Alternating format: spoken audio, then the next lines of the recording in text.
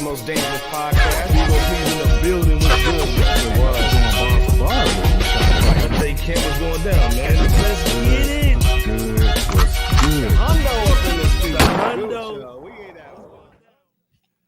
F to the R to the S to the H to the O to the U to the T. That fresh out. How's J Camp gonna miss his favorite part? Man, he with the fan was good. He was going down, man. You know how it goes down, man. Hey, Sunday, man. Thanksgiving, man. Leftover show, man. Live show, man. Was goody. Bebo P was going down, man. Man, feeling good, feeling great, doing better than Derek Chauvin. How about yourself, Iceberg? Man, dude, doing better than Diddy, dog. You know what I'm saying? I'm telling you, Antoine 1486 was popping. Man, what's going down? Yo. Salute to J Camp. Man, you're rocking with the best, man. Fresh out, man, in the building. You know how it goes down, man. We're here every Wednesday at 9:30, but hey, man, we're gonna give y'all something special, that 38 special today, man. First of all, man, we gotta do that. Hold up, man. What we got popping? Bad boy.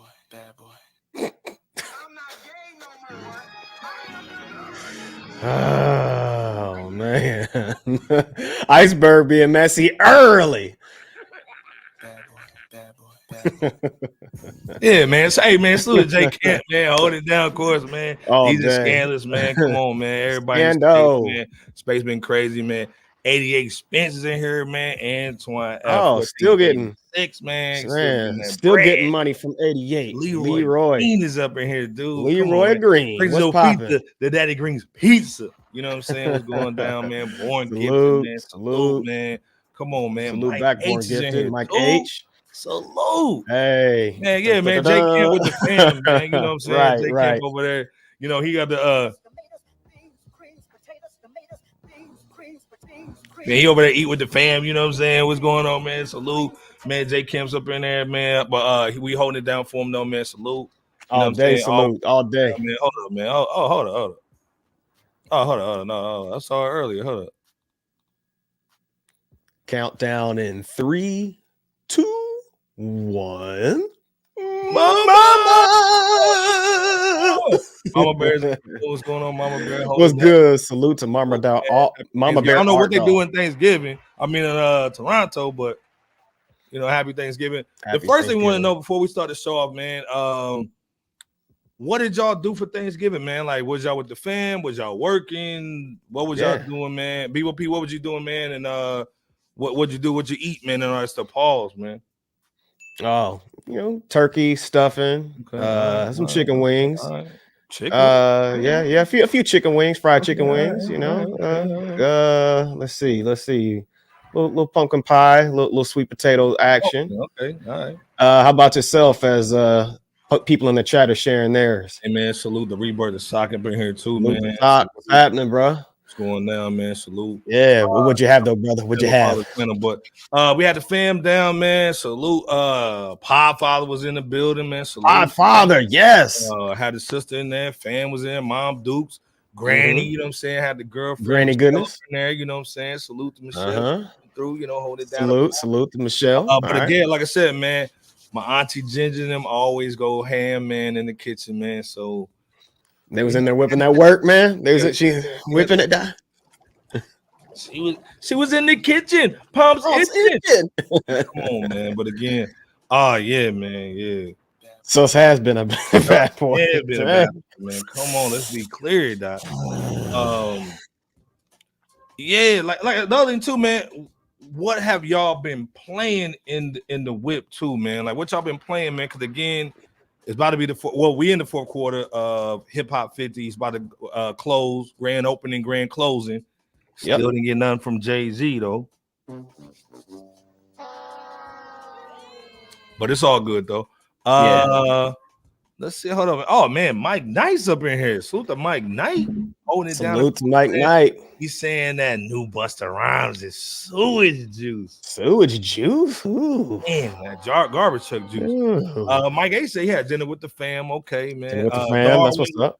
Man, what's going on, man? He's saying Darwin. What's good, fellas, man? Hope the holidays was great. Yeah, they was dope, man. Absolutely. Antoine saying wasn't excited for the new Busta Rhymes. Might still have to check it out, man. See if it's mid. We're gonna be talking about that, man. We are. Latour B's up in here. Salute the fan. What's good, man? Latoria B. Did you cook though, Latour? That's what we want to know, man. And who got whooped in spades? Who got whooped in some spades? And who did the whooping? And who did that whooping? Where's that? And where's that at? Jeezy, Genie, my joint. Yeah, stop. Hey, Mike Iceberg and J Camp predicted right months ago. Y'all said that Busta Rhymes was gonna be hot dog water, trash, and it ended up being way worse, man. Yep. We called it. Dianel's up in here. Yes, sir. I know what's happening, man. What's going on, man? Come on, man. You know how it goes Bronx, down. Boogie over there, down man. Bronx. So the Bronx, man, holding it down always. Yeah. Was playing that KD3 and that Magic. Okay, you kept it real. Okay, yeah. Salute to Nas, Latoria. Mike Knight said Busta tried to chase radio and streams while featuring young mumble rappers and ended up dumbing down his own legacy. Yeah, like Iceberg said, we're definitely gonna do a conversation piece on that album. Damn.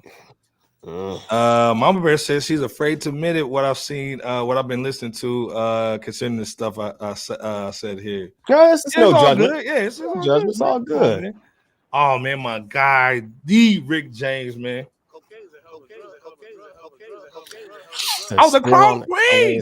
That special machinery. Yeah. Dope album. I need to bring it right back too. That Redskins game, yep. You know what I'm saying? Suits my Cowboys. Don't hit me in the chat. Pause, man. My daddy got me a Cowboys fan, man. Come on, man. But like I said, man, salute to everybody, man. Salute to the family again, man. Over here, Fresh Out. It starts with hip hop, man, but it always ends with family. Pull out the diamonds, Bebo. Oh shoot. You got the diamond? I ain't got the diamond good. I ain't got the diamond game, but y'all already know what it is. Now and then, you know what I'm saying? Wait. Hit that music again, brother. Hit that music again. We got it. We got it now. Yeah, man, pull the diamonds out. You already know. Yeah, already. Man, like I said, already. Man. We got a good show for y'all tonight, man. Again, man, salute to all the NFL fans. NBA going crazy, man. Salute to LeBron. LeBron might be an MVP candidate, but salute to everybody watching all the games, man. Yes. Salute to Michigan, man. I gotta call my cousin Jamie, man. Ohio State got whooped. Jeezy slap on that Jenny Ma, you know what I'm saying? Man. Salute, what's going on, man? Hey, we got love over there, man. Salute, man. We got mad love for you. Let us know where y'all from, by the way, too. Yeah. Put where y'all from in the chat too, man. Maybe I can get love. Maybe I can get love connection. I can connect some businesses. Again, salute to Mike J and Mike H. DMV full of boys fans. Yeah, man. You know how it goes, man. But like I said, man, of course, man, you know, we're gonna be talking about Sus, man. We're gonna be talking about Busta, man, Nas, man. Of course, we gotta start off with a little bit of Nas real quick, man. Hold up. My fault. Hold up. I got Bebo P in the little thumbnail, man. I forgot to put Bebo P down there. The other question I had too, man, real quick before we go to Nas, man. Any of my brothers who are with a woman from the other culture, did you have to eat any green bean casserole?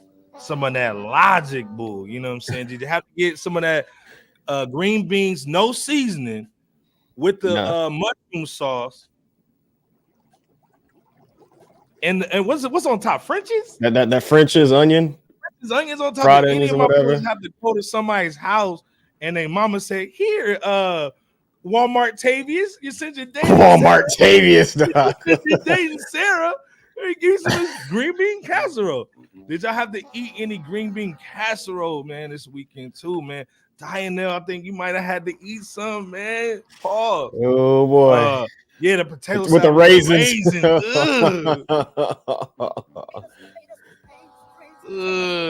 Man.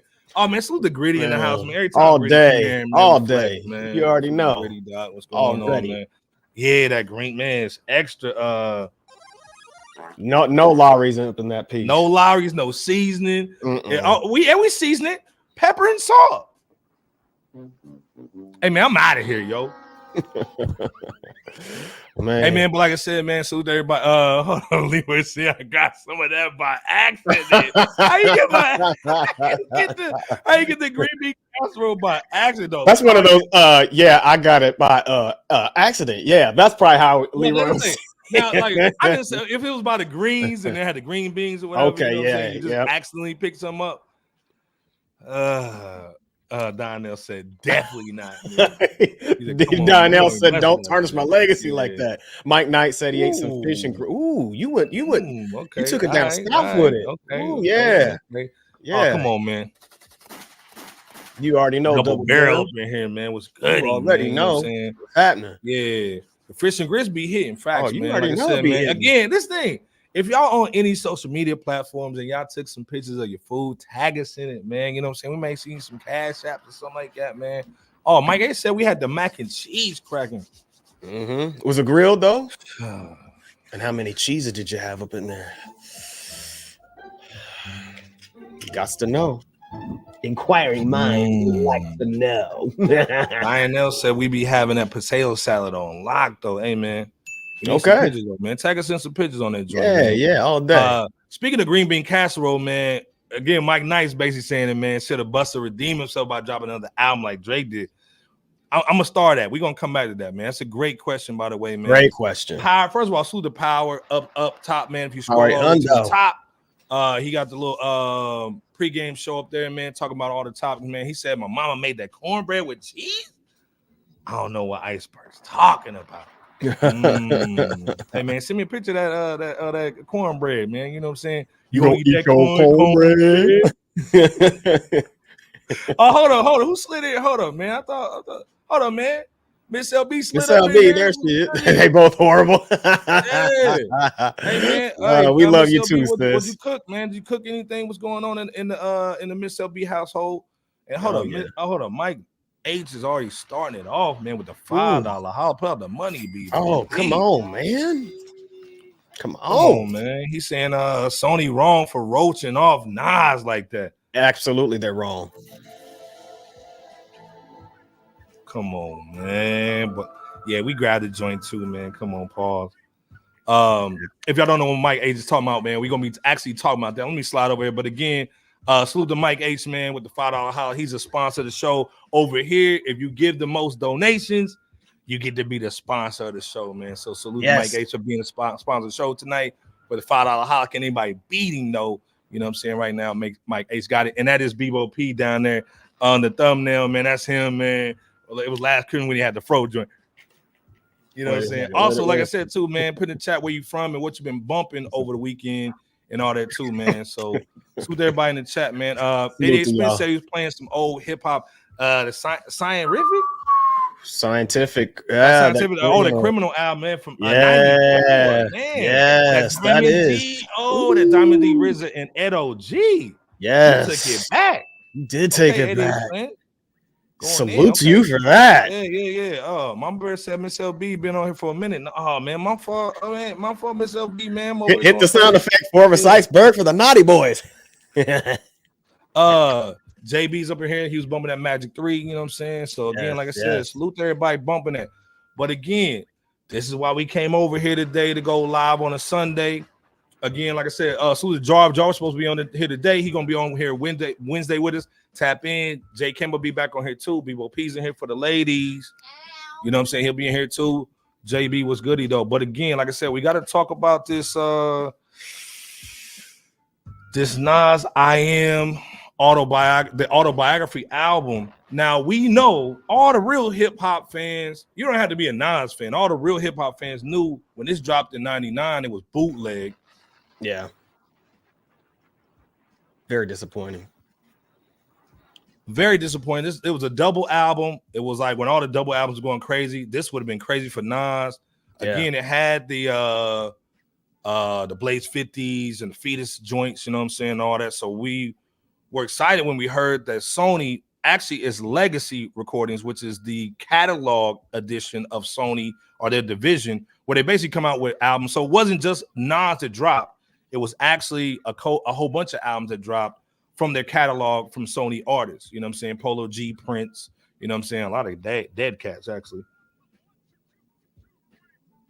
But the whole thing of it is we cared about the Nas joint. So obviously, when we heard it drop, we like, oh yeah, this is about to go hard. They about to drop all the songs on there. Because again, the first time we heard it or we got the bootleg was about 20-something songs, 24 songs. You know what I'm saying? So we thought it was gonna be the 24 joint, right? Let's turn the music off.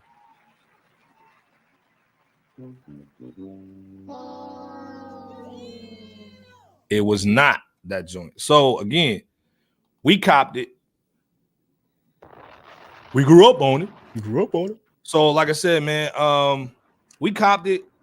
You know what I'm saying? Double vinyl joint. You know what I'm saying? This was the RSD Black Friday situation, man. You know what I'm saying? When we actually looked at the joint, let me zoom in for y'all. It had Fetus on side A. And again, nobody talking about this joint, by the way, too. We're gonna talk about that too. How if Jay-Z had dropped something, that was a back catalog and unreleased, it'd be all kind of media coverage and all that. Right. There wasn't a lot of media coverage about this album. And salute to Ease. If you're not following Ease Experience, man, go check him out, man. He actually went to the store and shot his experience doing it. Yeah, salute to him. And also Hip Hop Talks, man. You know what I'm saying? And Hip Hop and Nas Info, man, always holding us down with the Nas. Salute to all them. Nas updates and photos and all that. Salute to them. But Fetus, Small World, and like I said, if you actually zoom, I'm zoomed in. So if you actually look in this in the chat, you can see where they took the songs from. So you see that a Fetus up top, it says Lost Tapes. If you see Small World, it says I Am. If you see side the Project Windows, it says Nostradamus. They didn't put out the whole I Am joint because those songs are released and they probably couldn't get them cleared or they didn't want to. They already cleared all these songs already. They have some unreleased joints on here, like the side C that has Day One, Dreaming, Stay Scheming.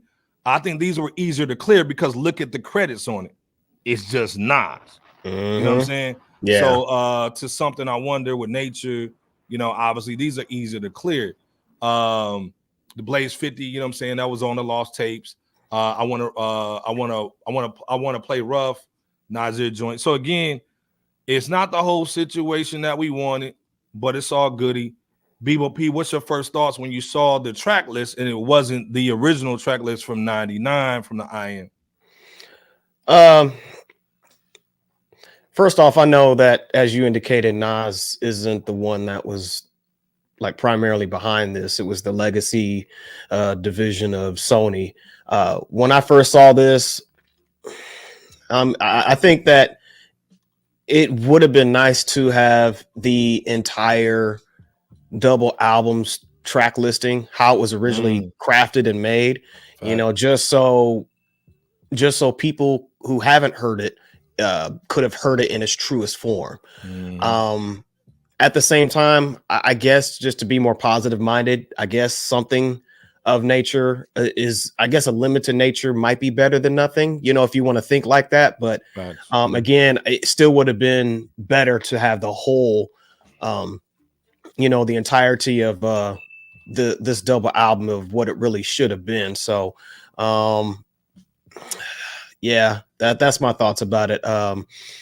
I understand how disappointing Nas originally was whenever the original double album got bootlegged and then everything just had to be shifted around and all that. And this is still kind of like a continuation of that of sorts, because again, not every song was cleared from its original recordings in order for people to receive the full brevity of what this album should have been. But people still get to hear more Nas. So, if you cop the album, this limited double album, then I'm sure people who haven't heard it is going to be pleased, and people who have heard this music before is going to be just the same.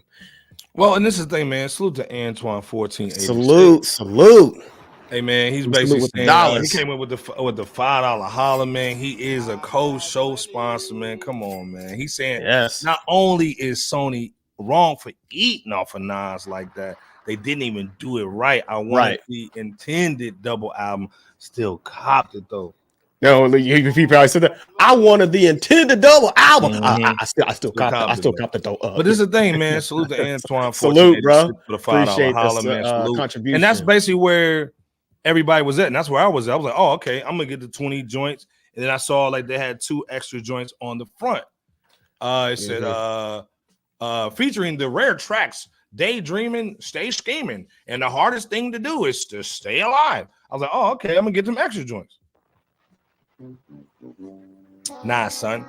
But again, salute. They're basically in like what Antoine is saying. They basically saw that Nas is basically doing a run, so why not drop this joint? We can kind of like patchwork some songs together. Man, we'll drop like some extra bull on there, you know what I'm saying, just to make them feel good. Right. But we about to basically straight run these cats, man. And again, they only made 4,100 copies of this joint. Right. So they did. They sell them for $30 a sold. So that means they probably sold them to the retailers for about 15. They're not making a lot of money, is basically what I'm saying off of this project. BOP, what's the insider thing in your mind of why they dropped this joint besides just capitalizing off of Nas and Hip Hop 50? Is there another reason that we're not seeing? I mean, I don't know this 100%, but the first possibility or question that comes to my mind is, are they doing this for not only Nas's Lowercase I Am Autobiography album, as well as the others under this legacy imprint? Is it because these labels are broke and they're trying to earn as much as they can off of their back catalog? Well, and again, I agree with what you're saying, Bebo, because this wasn't just the only drop. They had about, at least Sony Legacy Recordings, which is their catalog division. Right. They dropped about 10 albums or whatever. And this is also, like I said, a way to milk, a double joint. You know what I'm saying? Yep. And again, I want to say one of our followers on Twitter basically said, Nas gets his catalog back in 2034. As far as this situation goes. So you might be able to see the entire situation at that time when Nas actually owns all his music. But right now, they're going to basically kind of like sift it to you a little bit. And again, I believe that you're right, though. I think the labels are scrounging for money any way they can by making money off the old records they already own. Let's go just re-release it or whatever. Let's put on vinyl. It's almost like re-releasing retro sneakers of Jordans. You know what I'm saying? Let's release them. They'll basically, people will cop them, then they'll sell for crazy. Because I see exactly most of these are already on eBay already.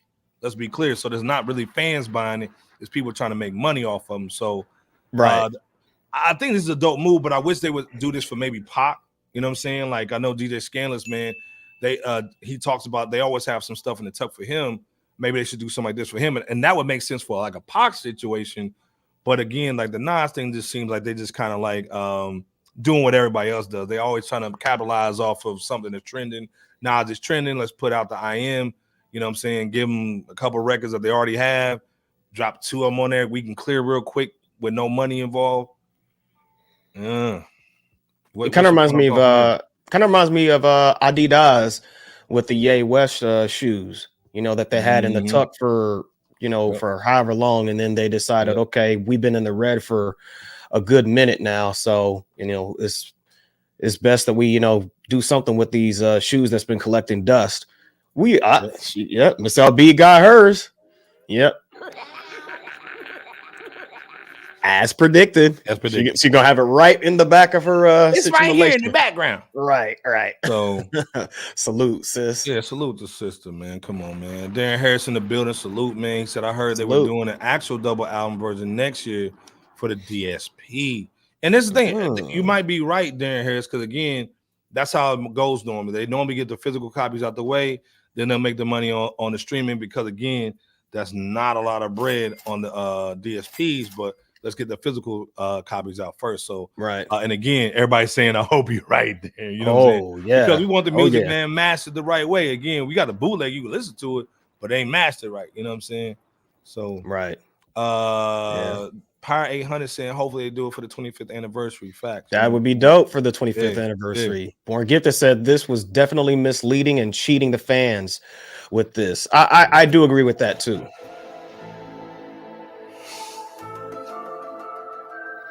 They got cheated.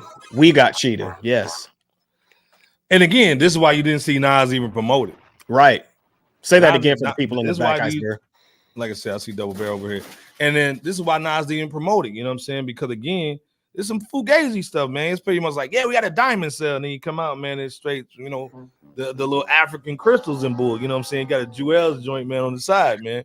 Double Barrel saying, yeah, they better off just getting Nas to work with them so they can get that album in the Havoc vault open. That Nas and Havoc vault? Yeah. Right. Come on, man.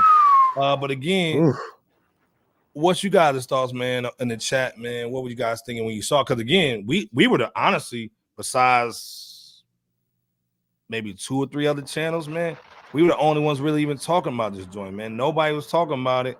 And again, now we kind of see why. Because you know, it really wasn't a true, authentic Nas drop. But again, we kind of predicted that Nas would have 3 albums this year that dropped.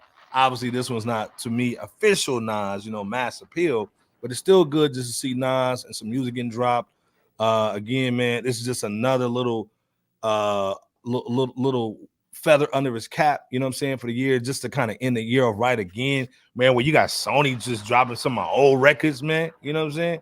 And again, the new records are hotter than the old ones. So again, man, hitting you from every angle. You know what I'm saying? So it's a dope situation, man. Esquire 601 in the building. Salute to Esquire 601. Saying should get I think you're talking about Nas should get masters back in 2029, 35 years after its debut. Fact. Okay. There you go. Okay. Yep. Hey, man. First of all, hold up, man. Well, welcome, Dr. Professor Apostle James Silverthorne. Passed him. Brad. Hey, man, he's saying Mama Bear, what up? He's in the building, man. He's saying, fellas, man, the congregation's in the building, man. Pass that collection plate. You know what I'm saying? 3 times over. Mike Knight saying, when y'all going to get Miss LB back? Man, Miss LB, come on, man. Need to get her on here, come on, man. You know how it goes down, man. Oh, yeah. Come on, man. Texas TBS, Brown Sugar in the building, man. TBS Les was good, here. What up? If you're not following Texas Brown Sugar, go check her out, man. She's saying, what's good, ladies? You know what I'm saying? Yeah. Mike Knight said, love hearing LB live on the show. On, she rocked that Spaces y'all had a couple weeks back. Talking about Miss LB. She cooked NY Bias Media. She cooked NY Bias, man. Come on, man.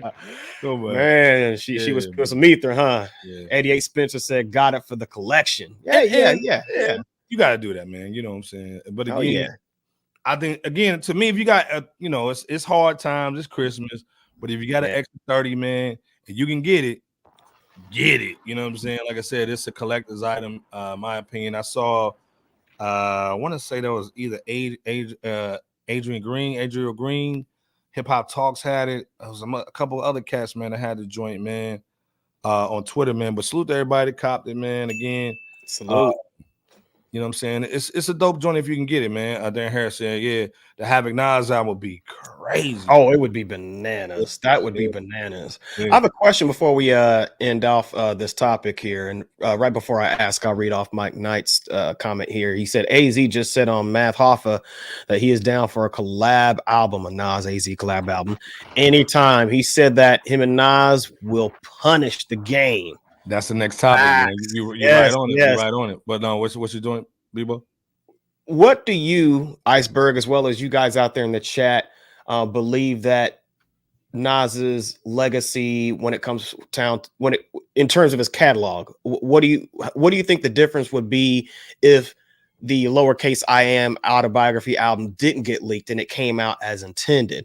What do you think his catalog legacy or legacy from a catalog standpoint would be?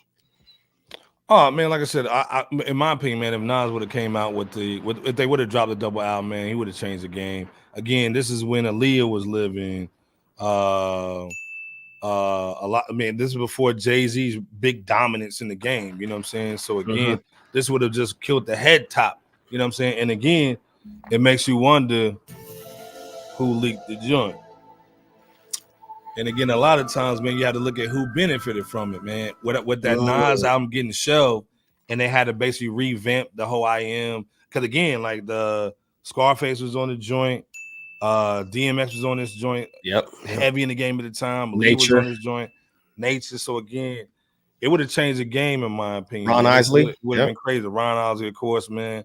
But again, like I said, it would have been real dope, man, if this album would have dropped when it did. But to me, it's one of those things, man. Like there's a couple of artists, man, that had situations like this, man. So again, it's just a part of the game back then where you had to go from CD from studio to the disc makers to the retailer. It's going to get leaked at some point. You know what I'm saying? So again, it's just one of those things, a sign of the time, man. So again, I think that's why this recent run of Nas has been dope, because again, it's direct to consumer. We make it straight in the studio, it goes straight to you. I don't even have to do it no label, man. So again, it's dope in the time that we have right now, where you get the music straight to the consumer. Facts. First of all, man, Coach K, building, salute. Anytime, man. Like, anytime hip hop royalty comes through, man, we got to salute, man. Come on, man, be clear. Salute to her in the building, man. But again, I think if this Nas would have dropped, it would have been crazy. What's your thoughts, real quick, B, before we move on to the AZ swag? Well, I think that this album, Nas's Lowercase I Am, the Autobiography album, definitely is worth being in the ranks of, in my personal opinion, the top 3 double albums in hip hop, which in no particular order is Biggie's Life After Death, Tupac's All Eyes on Me, and Wu-Tang Clan's Wu-Tang Forever. I think that, again, the Lowercase I Am album, Autobiography album, it's worth being up there, even though it didn't like officially release in the capacity that it was supposed to. But nonetheless, go ahead and add it to the collection, some of you guys out there in the chat already did, before all 4,100 copies run out. And there you have that. Darren Harris is saying, man, he would have never dropped that Street Disciples, man. Mess. That's for sure. He would have made it a solid album. I agree, man. So, and again, it's crazy how things happen, man, and it changes history, man. So, it does, and that's what I asked too. You know what, it is what it is, man. So again, you know, again, like I said, man, we'll get the full length joint, man. But again, if you can cop one of these, definitely get it, man. All the Sony, all the Nas fans with the Sony release. We see what's cracking, man. Boy, and give the real quick saying, man, the original I Am would have had him at number 1 in the game, but we wouldn't never got Ether, Stillmatic, and the Lost Tapes though. And that's the thing too, man. When you do that Thanos snap, man, it changes a lot of things, man. So yeah, you missed out on one thing, but you would have missed out on you would have got one thing, but missed out on the other 3. So and this is the thing, man, I think we would have missed out on too.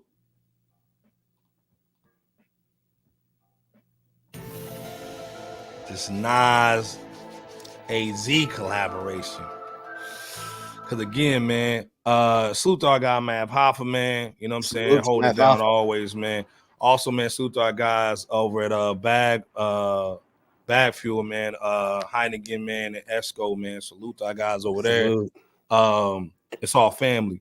But Mav Hoffa was over with AZ, and they were talking about basically, man, dropping this album, man, dropping basically this Nas and AZ album. Hold up, man. Fair use, real quick. We're gonna talk about this real quick. Can we ever get an album with you and Nas on some Rain Go shit? Coach Mac. If that, check me out though, because I want to always answer your questions, right? So when like you are dialoguing with those that you fuck with. Because they're all gonna be great. Because I can tell you, you got good taste when it comes to artists. Right. If that was to happen, it probably would have happened already. I don't think nothing could hold us back. Cause me and him, I know him. He know me. We got paper. Ain't nothing in between us, but yeah, right. We could do it. Right. It would have been happen. We don't need nobody to coach us. Was that ever talked about? We talked about it a couple of times. Something I don't study at the end of the day. We talk about it. My door open for my peoples forever. And that's the answer. Forever. My door always open. There's never no beef. People try to pull out, never no beef. Could never be. Like he put He brought me to the game. He gave me a platform. You know what I mean? Right. Facts. I'm a vet with him. Whatever decision we men, right? It ain't always gonna be yes or I'm obligated. You know what I'm saying? We're not quiet boys. Do you? You know I'm self-sufficient. You know me. I know him. He got other battles, right? That was thrown on his plate. He got to deal with. Right. I got mines. Once again, so you're at the top. I'm gonna do me. And if it happens, that door open and we cross paths, it'll get done. We'll punish the game one time. That's all it's gonna be is a punish. That's what I'm talking about. All it's gonna be is a... Hey, man. AZ said it himself, man. He said basically if him and Nas did an album together, they punished the game. Bebo, what's your thoughts, man, on that auto? Let me get that Jenny Mind, dog. There, Jeezy. Stop. Hey, man, what's your thoughts, man, on AZ? Basically saying the Nas situation, man, the collabo album that everybody wants, you know what I'm saying, ever since How Y'all Living and Life's a Bitch, you know what I'm saying? What's your thoughts on what he said, man, you know, just off the dribble? I think most of the people in the chat said it best in that it has to make sense from a business perspective to AZ and whatnot. And I mean, I totally get that. I definitely get that. It was needed in the past whenever Nas and AZ first emerged into this thing that we call hip hop, and it's still needed to this day. I mean, because those two definitely will do as AZ said, and they'll definitely punish the game because anytime they hop on a track together, it's nothing less than spectacular and stellar. Come on, man. You know, the Flyest and Life's a B, and I mean, you guys fill in the blanks with the rest of them. Gosh, man. We the flyest gangster. Right. I mean, but you know, for the time being, Nas has, his journey. AZ, he has his journey as well. They're both still brothers at the end of the day, and they're still cool with each other. Heck, AZ and Nas just shared a sample. What was that first song on the first Magic 3 album? That song sample with AZ's GOAT joint. I mean, that they Miss LB pointed that out too. Yeah. So I mean, it's not like there's any tension or strife. AZ was there at the 50th birthday party for Nas as well. So I mean, those two, they're always in touch. They're always brothers. They're always cool with each other. An album is needed though. Just from a standpoint of hip hop legacy, we need that Nas and AZ album. It'll be fine if they still don't end up doing one, just because we're grateful for the contributions that they gave us. But at the same time, them palms is itching, Nas and AZ. Them palms is itching for a Ray and Ghost type album because it would definitely do more than hold the game hostage. It would definitely slay the game. More money, more murder, more homicide. There you go. Yep. Yeah. What's your thoughts,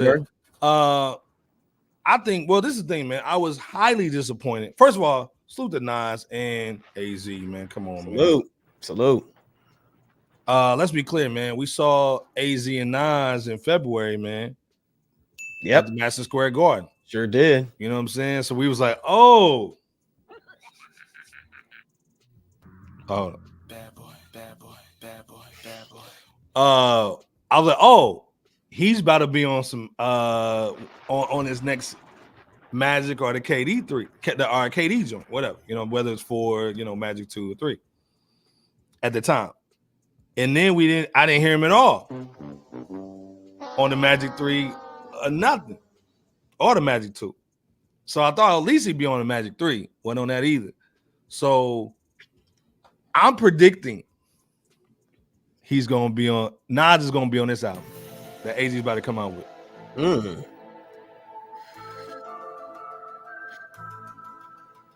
Again, we was right about the Busta.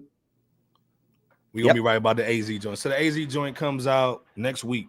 This Friday is December next week. 1st, is it? December 1st? I think something like that. Who in the chat know when it come out? Oh, it come out this Friday. Yeah, December 1st. Yep. I'm predicting Nas will be on that album. Okay. I don't think we'll ever get an album until maybe Nas and AZ maybe sit down for a minute. I think this year Nas had it planned out of how he was going to basically take over the game. Let's be clear, and make everybody just go to their knees and their feet pause. I think next year, man, the next thing that we will be written is them getting in the studio together and maybe just doing an 8-piece. You know what I'm saying? Doing something heavy. If they don't, it's because maybe they have some tension in the background. But again, it's weird because why would dude put them on the MSG joint, but not do no music together? You know what I'm saying? That's the weird joint about it. So I'm predicting that Nas will be on this AZ joint. In the chat, if I'm wrong, let me know, or if you agree. If Nas will be on that AZ joint that's coming out this Friday. BOP, what's your thoughts, real quick? In relation to what regarding this topic? Anything, just in general? But just with AZ and Nas. Like again, like to me, I don't think it's just business. You know what I'm saying? Because again, AZ tried to say, oh, we got different managers. Stop the cap.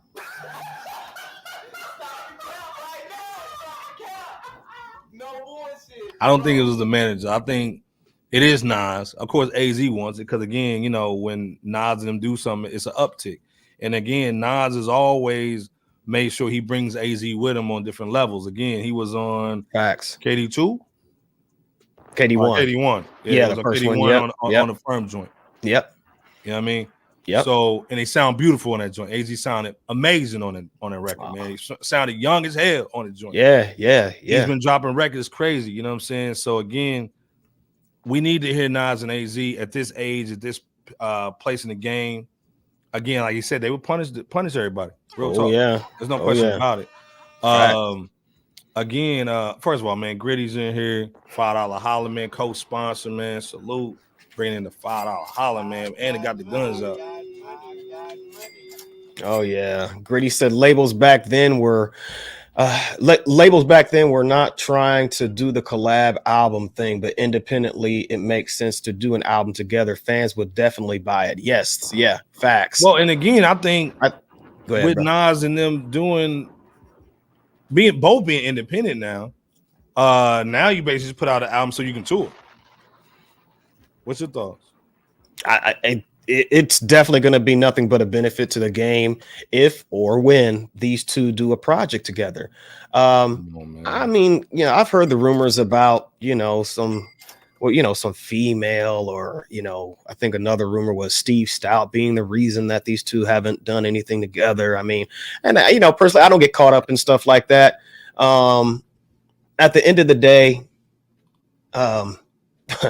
this is a project that needs to happen. It's definitely going to be. I mean, these two are just legacy dudes, man. Nas is a GOAT. AZ is a GOAT. They don't miss whenever they connect musically. Mm-hmm. They don't even miss whenever they're not doing music and they just connect to build. So it's definitely going to be a win for the culture. Should a union of an EP or an LP takes place between these two. Well, and again, we know Nas's career, man. He's been locked in with Sony or Columbia, and it was a rough situation for him to put out stuff getting leaked. Yeah. So why am I worried about collab albums and other stuff, man? Nas has been focused on what he's doing. I think at this point, man, with the run technically being over with Hit Boy, I think the next smart situation would be an AZ joint just to switch it up a little bit. Even a 4-piece. People don't understand a 4-piece can still get you right. Yeah. You know what I'm saying? Oh, you yeah. can charge whatever the hell you want. You know what I'm saying? It's like a Gucci shirt. We know the shirt, a blank shirt is $5, but you put Gucci on it and made out of a factory, man. Now it's $200. Right. So you can do the same thing with music, man. And again, to the Gritty, man. Always showing love, man. Salute, man. Again, he's right on that. I think, man, who said that? Leroy Green. He said, "Not AZ's ready, man. Let's go." And I think it's ready, man. I think really he's gonna spin the block, man. Nas is, as far as, man, getting AZ. He started off last year with the MSG joint, had AZ on there, rocked it. I think hopefully, man, they get in the studio, man, get busy. I think Nas needs. It's like some good wine, man. Let that mud breathe, man. Pop the cork, man. Yeah, let it cook, let it breathe. I think he's gonna basically do some heavy. This album will let us know what it is too, man. If I'm wrong or not, we'll see what's going on with this album. You know what I'm saying? To me, I think AZ's got a lot on shit. AZ doesn't do any interviews. Nah, not like that. He been doing a lot of interviews, you know what I'm saying? Like a lot of talking, you know what I'm saying? Because he's got, to me, I think he's been misrepresented. I think he wants to represent himself. Again, man, he's, you know, one of our folklores in hip hop. We love to hear him speak, man, because again, he's real. And I think he was really being honest, man. Most people will pass on that question or give some bullshit answer. He said a good joint too on the Bag Fuel, man, with Esco and the Heineken, man. So again, we just want to see them do something dope. What's your final thoughts, man, on this, man, on the AZ joint, man, in your opinion? AZ, to me, man, he's always kept it a buck. He's always been, you know, seemingly a genuine individual, man, just, you know, down to earth, man, just highly talented. And it's, let me just say this, because it's going to be dope to hear his album that sounds like it's going to be entirely produced by Buck Wild. So I do want to shed light on that. As you know, in terms of the Nas and AZ topic, I wouldn't be surprised if, and of course, none of us knows what the plans are for Nas and so forth. But I think Nas just had to just do his sixth album run with Hit Boy. Like he had to prioritize that just because it was that fire in his belly, so to speak, in order to, you know, that he had to get out and seize the moment of. So as we usher into 2024 here shortly, it would definitely be a thumbs up if we end up getting that surprise announcement that Nas and AZ is going to work on an album together after so long of just fans wanting and just needing a project like this. Well, E-Dub just killed my prediction, by the way. Nah, he basically said Nas ain't on the AZ album. He said just Fat Joe, Pharoah Monch, man, and Monch, Boom Fresh. Yeah, that's the only feature he has on there. So okay, I'm wrong. I lost. But again, it'd be a dope situation. But again, like I said, I think AZ's like, you know what, man, I ain't waiting on dude to do nothing, man. Of course, the fans want it. Of course, we kill the game, but it's still, man, I'm gonna still drop my joints, man, and go crazy in the game with it, man. So salute E-Dub, man, too, man, in the building, man. Salute for rocking with us, man, over here too, man. Leroy Green. Man, come on, man. Appreciate the contribution. Man. He just became the show sponsor, man, with the $10 holler, man. Come on, man. He said, what up, fellas, man? Bottom line, you know, an album is an investment. That's right. So AZ would like to be paid for the collab with Nas, period. Yes, that's his man, but Nas don't have 100 million, so can Nas at least pay the brother? Yeah, but AZ don't have 100 mil, so can Nas at least pay the brother? Yeah, hey man, Leroy, you 100% right, man. Again, so again, AZ just said though it ain't no money thing. He said in the interview that we just played, not saying you're wrong, Leroy, but if AZ saying ain't no problem, it shouldn't be no problem. What's your thoughts on the money thing, Bebo? Because again, Leroy's 100% right. But again, we just heard AZ say money wasn't an issue. And again, Leroy Green, man, for the $10 holler, man. He is the sponsor right now, man. So low. Appreciate you, Leroy Green, for your contribution there. Yeah, I mean, at the end of the day, man, Nas and AZ, once again, these two are brothers before, you know, anything else when it comes to factors like money and, you know, things of that nature. Does it have to make business sense? Absolutely. And given that both Nas and AZ are now independent from the major record labels, I would like to think, at least from the outside looking in, that it would be much easier to connect in order to work on an album together, should they decide to, more so now than before, you know, because when you're with a major record label, you have certain limitations or barriers in some cases that won't allow you to make certain moves. So I would like to think that now would be the best time for them to put out a prime project and just have full creative control over what it is that they want to put out and work on. Again, should they work on something together album wise? Well, and to me, man, again, we just saw our guy Umar Johnson basically just dog everybody out, man, in hip hop, basically saying, man, hip hop is $1 billion business. And the only thing these brothers do, man, is give out turkeys, man, and bull, man. Get out of here. So to me, I think as people start getting more independent in the game, this is some of the things that generate not only a buzz, again, like salute to Leroy Green for holding it down, but I just saw our man D. James Brown. He's saying AZ just did a temperature check to get the buzz up. But stuff like this gets the buzz up. This is what the industry needs because, again, everybody's playing it safe. You know what I'm saying? And if they don't play it safe, they doing the Busta Rhymes situation, dropping something ultra mid. You know what I'm saying? I think one of our Twitter fans was like, hey, man, I know y'all going to fart on that joint. So we need stuff like this, man, because, again, the Busta Rhymes albums that cats are trying to do, where they're going way left with it. You know what I'm saying? Trying to make R&B, hip hop records and all that, like, or K-pop records, not even R&B, man. They're doing K-pop, you know, little goofy hip hop records, man. But again, D. Rick James is right, man. He's just trying to get the buzz up, man. Of course, David Burns up here too, man. Salute, man. We got to do, man. Salute to David Burns, man. Cedar Hill, Texas. Yes, down, man. Yeah, the demand is still there too, Iceberg, as you can tell. I mean, otherwise, it is. You know, Math Hoffa and cats like that, even folks here on Fresh Out, we wouldn't be saying that Nas and AZ should do an album nowadays. You know, most folks would say that, hey, you know, that was a time that was, you know, once there, but, you know, is no longer. That's not being said. What's being said is, hey, look, we still would like a Nas AZ or AZ Nas album. And that just goes to show that there's demand in the market within hip hop for such a collaboration. E-Dub said, yeah, I got the download and they gave me 3 songs, but you can still see other songs. Sorry, bro. But yeah, salute to you guys. Salute back, E-Dub. He said, but salute to you guys too. Great show. Keep doing y'all thing. Salute, man. Salute for you guys. Yeah. If you don't know what he's talking about the AZ new album, man.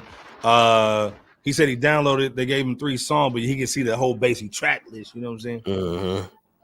It's probably the 3 songs that's already out.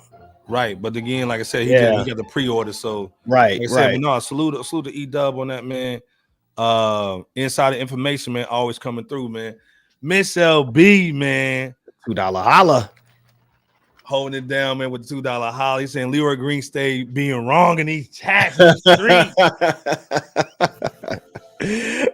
Miss LB, man, being messy Berg today. Hey, man, salute to always Messy LB. Man, for Miss LB. Salute. Man, you know we love Leroy Green too, man. Come on, man. Everybody has their opinion, Miss LB. You know how it goes down. Oh, yeah. You already know. But again, this shows you, man, just with Miss LB and Leroy Green, man, the cats still have a passion for this hip-hop music, man. We want to see some dope collabos. Again, sometimes we don't understand everything, man, in the music or like I said, I think me and you was chopping up yesterday. Sometimes it's just the females, man. Dude, we mad over who you smashing, and it stops the BI. So let's cool out on that, man. Mike Knight saying thank you, Iceberg. Leroy Captain AC just said in the interview that money is not an issue. Leroy Captain, man, y'all going hard to paint on my brother, man. Man, y'all Ether and Leroy. Yeah. But Leroy was right though. Again, he said it's independent, you know. But I don't think AZ would be a capper. If he said it, maybe this thing, it could have been an issue, just like Mason, Cam had an issue.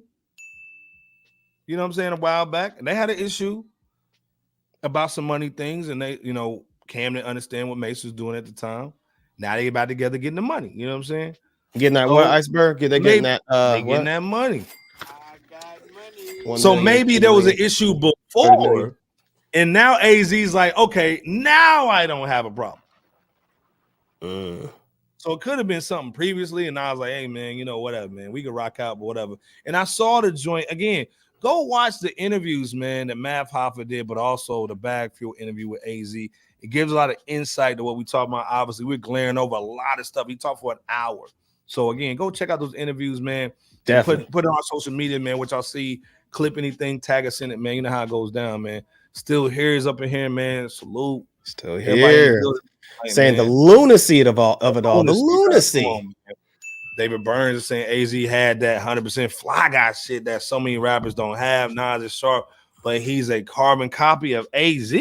I'm not gonna say that, or respectfully, I don't agree with that. And David come in, and you know David gonna come in strong with his opinion, man. Salute. Respect the opinion all day. 88 Spence with a $5 holler. Salute. On, getting money since 88. Getting money. He's saying moving forward, never backwards. Here's another class. Yep, that Nas line.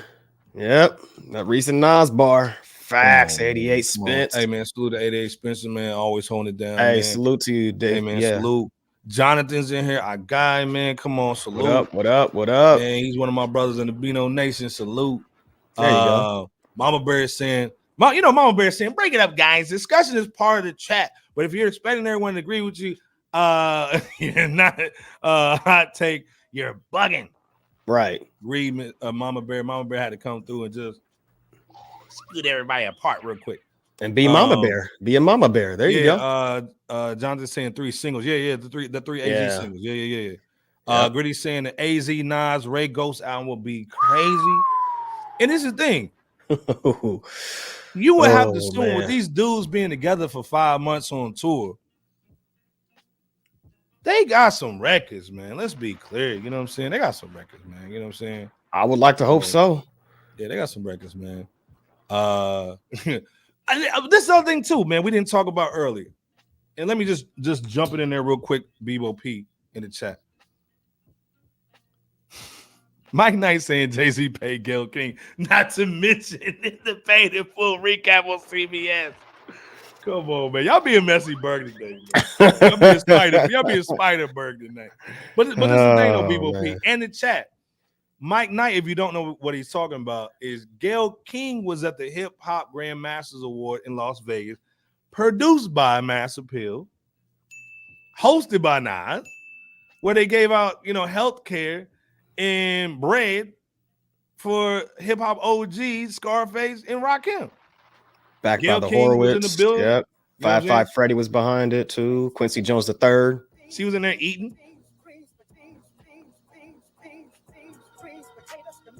She was in there eating. Oh, pass a ham hock, Beyonce's mama. Beyonce's mama was in there trying to get a young stallion. You know what I'm saying? She was in there trying to get a young stallion since the old man that she divorces out the game.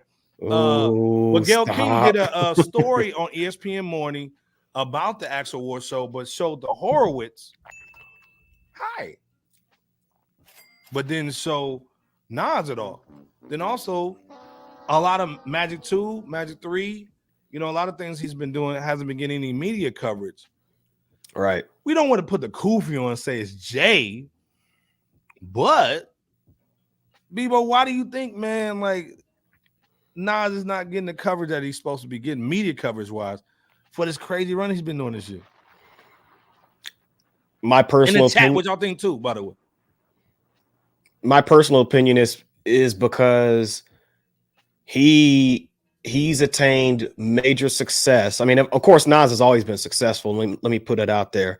I would say it's because he is continuing to be as successful, or rather more successful than he's ever been, without full reliance on the corporate machine.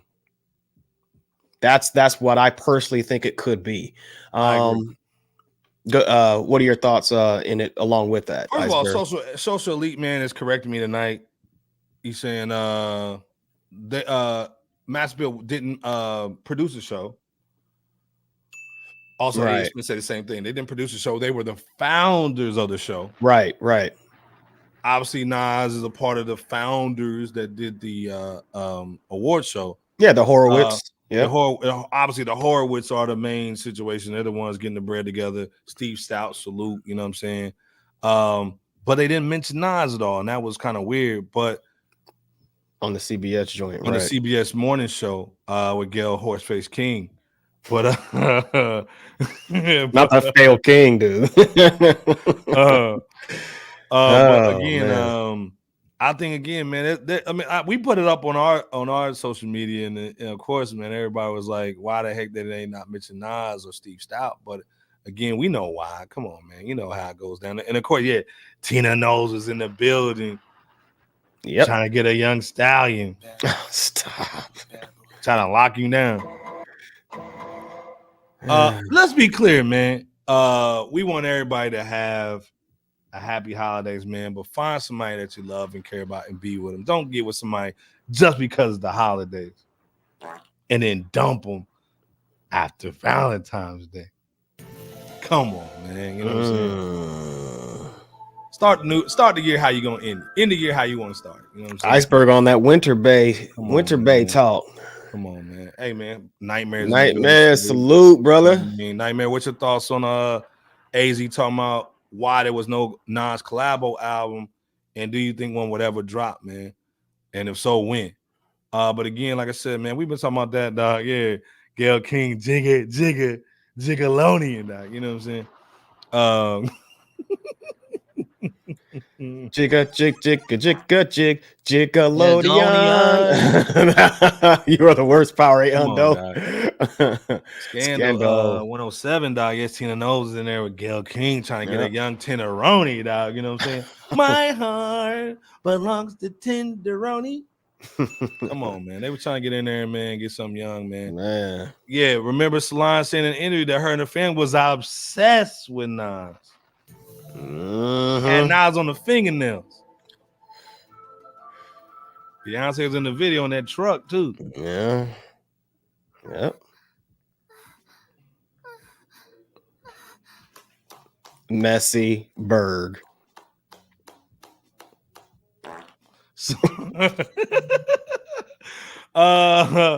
Love Me More, man, said if Foxy Brown was ready to return, I think the Firm album would be a better move than the Nas AZ album.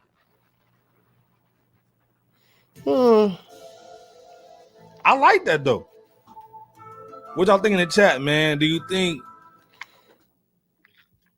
forget how you feel, would it be a better move for Firm or for the AZ Nas joint? What's your thoughts, BOP, real quick? I don't know if I personally would say it'd be better. I do think that it would be a great look if the Firm dropped an album together in order to really represent, the sound of how that album really should have been. Because the original Firm album, which is the only one, it sounded more like a compilation album. And again, it would definitely be just another feather in the cap, as you put it, Iceberg. But yeah, Nas and AZ definitely still need that at the same time. Mike Knight said not Horseface Gail, though. Not that Horseface, though, Iceberg. No. Man. Hi ho, Gail away. Meanwhile, back at the ranch. Yeah. Beyonce mom was there. I forgot about that. She sure was. Yeah. In the building, man. Salute. Getting that money since 88, man. You miss Iceberg doing impression of me. Yeah, come on, man. You know. Right. Antoine saying Nas tirade against the industry in 02 and 03 was likely the last straw for the media to ignore him. And again, that could it's be almost too. like, and I agree with you, Antoine. We both agree. They almost treat him like Carmelo Anthony, man. And like they was like, "Oh, word, you're not coming off the bench, my nigga. All right, man, nigga, stay out for a year or two, and then we're gonna put you on the Trailblazers, man. Get out of here, man." You right. So again, man, it is what it is, man. But again, man, Nas has been coming through, man, going crazy. Nightmare saying a AZ Nas joint would be solid, but if it hasn't happened yet, I don't see it going down. Ooh. What you think, man? You agree? Not necessarily. I mean, again, since these brothers are independent from the major record labels, that the opportunity is, it's very much alive. I mean, Nas has been hitting us with a lot of surprises left and right as of late. Again, the demand for a Nas and AZ album is there. Right. So I wouldn't be surprised if it didn't, but I wouldn't be surprised if a Nas and AZ album did occur. So I respect the opinion of Nightmare and salute back once again to you, brother. Man. Hey, man, hold on, man. So. Where them young men at?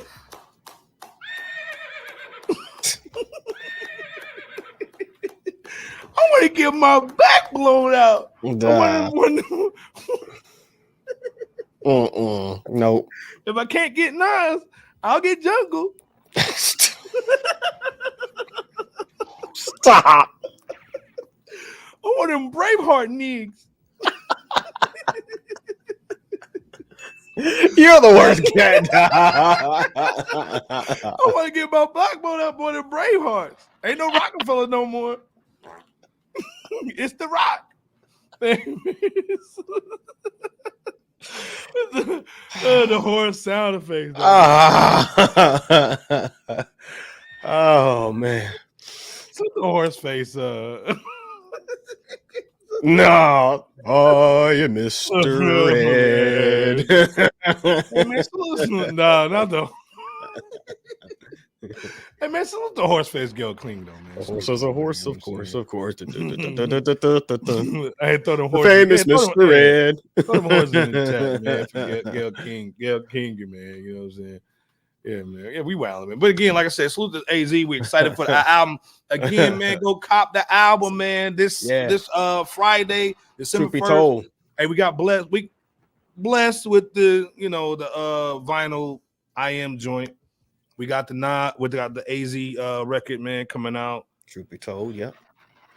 Truth be told, I think it's gonna be dope, man. We're gonna come back, man. Maybe Friday, man. Maybe just run it back, man, on Friday, man. We maybe do that again. If y'all didn't hear it earlier, man, Jar from Rap Roundtable will be in the building Wednesday. We're gonna be talking about a lot of dope stuff with him, man. You know how he goes hard in the paint, man. Go check them out. Go support Rap Roundtable. He will be in the building. And J Camp Wednesday 9:30. Come up in here, Paul.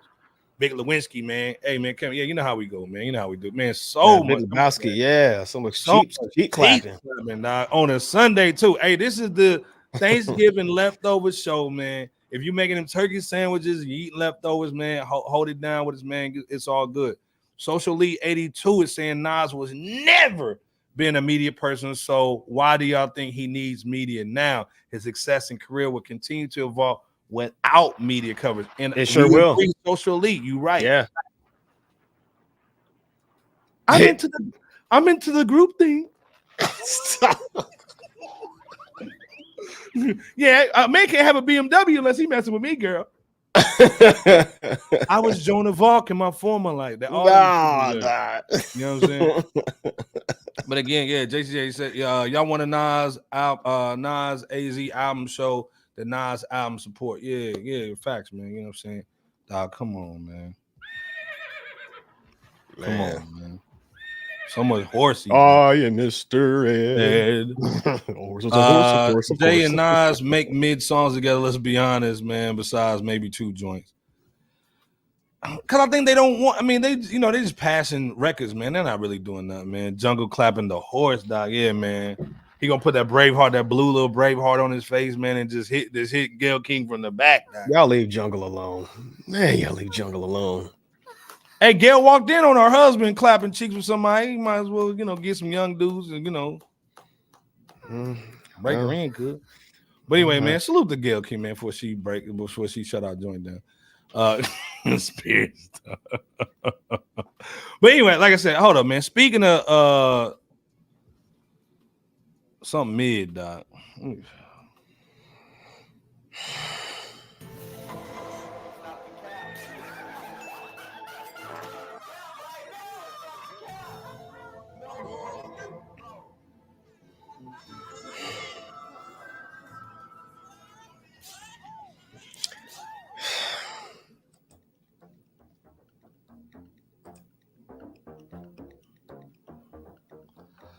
We gotta talk about this Busta Rhymes Block Busta album.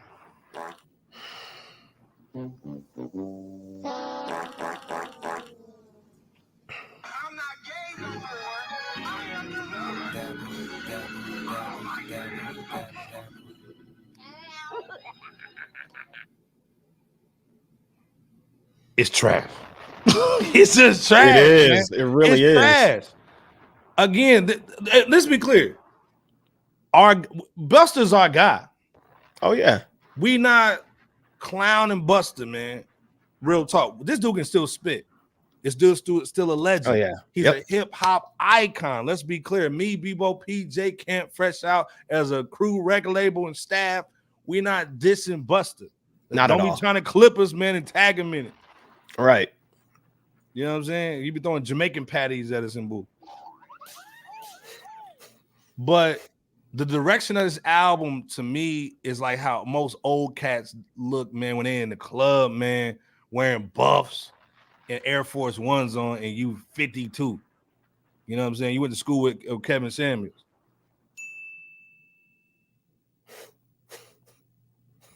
Kevin Samuels at least put on a suit and some Tom Fords. You know what I'm saying? Dress appropriately, man, when you get to a certain age, man. Come on, man. We got to represent for the kids, man, so they see something. We knew this album was butt cheeks before it even dropped because we saw the album cover that was drawn by some goofy dude that's in the fashion industry in Hollywood. We saw that it was produced by J Camp's favorite producer, Swiss Beats, Pharrell. But he got ever since he put them grandma glasses on and been on that Louis Vuitton shit. Nah, don't produce nothing hip hop, bro. I need Chad Hugo. And then Timbaland, man. Ever since Timbaland did that beat club and he's eating mushrooms and gummies allegedly, I don't want to beef with him either. Let me play the single, man. Fair use. Let me play the single real quick. Actually, that's not the single. Let me play this. Hold on. So the first single that he drops has The Baby on it. It's Baby. It's just a freak. First of all, let's be clear. This is a Bun B record with Pimp C and Zoe on it. That throw, and Jeezy was on the hook. True. Big drink, big money. You know what I'm saying? And so Bun B gave the cosign. I guess they didn't give it to him before they dropped it. He gave the cosign on social media, but you got The Baby on the joint. Salute to North Carolina too. You know what I'm saying? Oh yeah, absolutely. You know what I'm saying? All day long, Charlotte. Dirty South. Yeah. It's a Busta Rhymes record. You got The Baby on it, and you sample something from H-Town. I'm gonna let the world think this with it.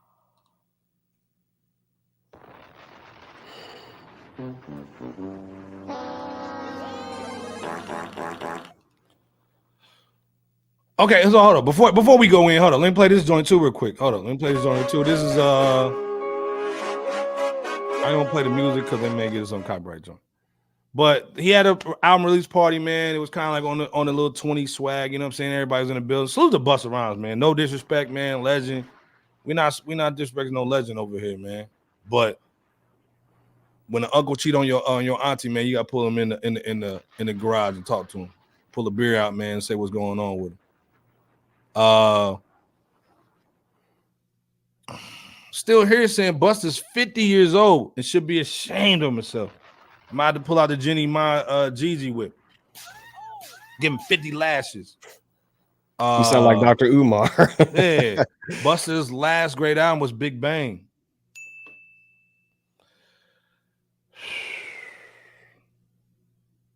Yeah, man. Yeah, Power saying that. Yeah, that Get Throw, man. Jeezy, right. Zero, man, and Jay-Z. Oh, yeah, I forgot Jay-Z was on that record. Yep, sure was. Yeah, man. Come on, son. Gritty said, I guess the sample makes me like the song. I like the sample, and don't get me wrong, I'm a DaBaby fan, but do I want to hear him with Busta Rhymes on the first single on the album? Yeah. Miss LB saying Busta look like TikTok. Busta looking to get that TikTok cracking because there's a reason for him to put out this feature heavy album with all these new acts. Let me leave that right there. Salute to Miss LB. What's your thoughts when you heard his album? Remember, we put in the group chat.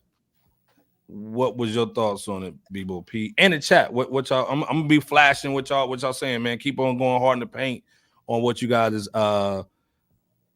opinion is on this album. Because again, people just think we hating. Like, oh man, y'all was hating months ago. Well, we was right though. Yep. Bebo P go in though. I think about and this might have been at Madison Square Garden when Busta Rhymes said in so many words that that the older generation of hip hop artists need to link up with and help out the new school cats, right? He said that earlier this year in so many words. And I also think about what Miss LB stated about this album sounding like it's targeted for a TikTok audience, given the sound and the features. But overall, it's just not there. It's not there at all. The album is just not good. I don't even think it's that good for the purpose of it possibly being for social media, / TikTok or whatnot. Fresh Out did call this as well early this year when not only this album was announced, but it's a slew of producers. As soon as we saw the producer list, no disrespect to the producers, but we already knew that this was not going to be the album that was going to be a true representation of what Busta Rhymes should be putting out as far as solo music. The Luxury Life, which Fresh Out already covered, Non-Stellar with Coil Ray, that Beach Ball. It reminds me of a Dollar General version of Astroglide Diddy and Pharrell's Pasta Cavassier back in the early 2000s. Bad boy. Right. Return of Mansa Musa. That should have sounded epic. A title like that should have sounded epic. And Swizz Beatz didn't give him the production needed for a song like that. I mean, turning Coolio's what was it, that Gangsta's Paradise sample into a drill song on Stand Up with Junior Choi or however you say that. It was just an absolute bad idea. Overall, the album just missed the mark and should have never been made in this fashion in the first place. One of the only songs that I could think that was decent, maybe, was the Open Wide with Shanice and Chris Brown. That could have been a single, but overall, anything else on here, music-wise, respectfully, it's just not there and gets 2 thumbs down. It's just not there. It's not there.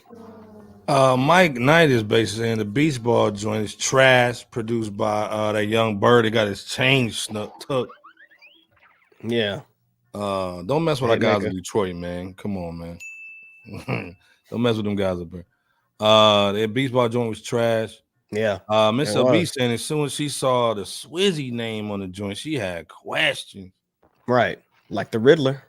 Antoine saying, man, Bebo, you were expecting a good joint from Swizz Beatz? No, I wasn't actually. What I was expecting was this album to not really, basically for this album to not be good.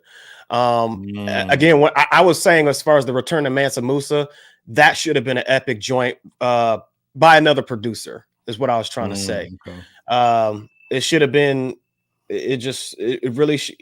Busta needed to and still needs to redeem himself by connecting with the producers who made him who he is. Your Q-Tips, if there's any Jay Dilla beats left over, God rest his soul, Jay Dilla. Knots, DJ Scratch. It should have been somebody from that ilk or, nature to produce a song like that, but not Swizz. Hey, man, before I switch it over, man. Go ahead. Mike Knight said this Busta album is possibly the worst album of hip hop 50. From somebody who we know can make hits. Yeah. Still. And again, what was the one with the Acme Dynamite? This is lit. The Fuse is lit. The Fuse is lit. Yeah. That was just as we bad. Let him slide on that one because that was like an EP. Yeah. We let him slide on that one. That was doodoo. That was one of my questions, man. Like, and I might twist it a little bit. Is this the worst solo album? Well, it's almost an easy one. I was gonna ask you, is this the worst solo album of Busta's career? But let me tag that on. Everybody in the chat and Bebo P. Is this the worst album of the year? I'm talking about expectation-wise and where it actually landed.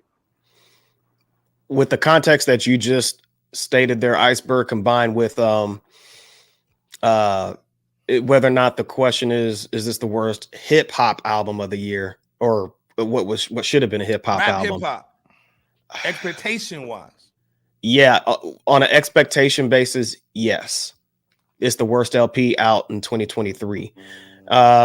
I think there are worse albums just in general, but I'm glad you laid out that context as far as what the expectation should have been compared to what it actually sounds like present day.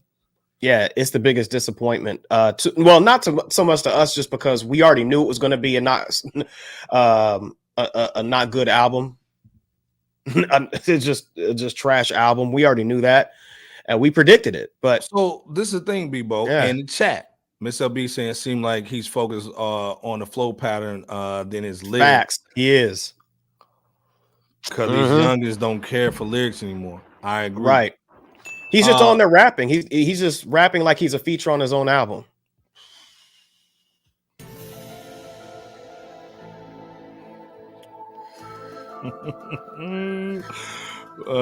Big L said Busta blocking FRSHOUT in 3, 2, 1. Mitch McConnell time. Yeah, blocking. Facts, he probably is gonna block us.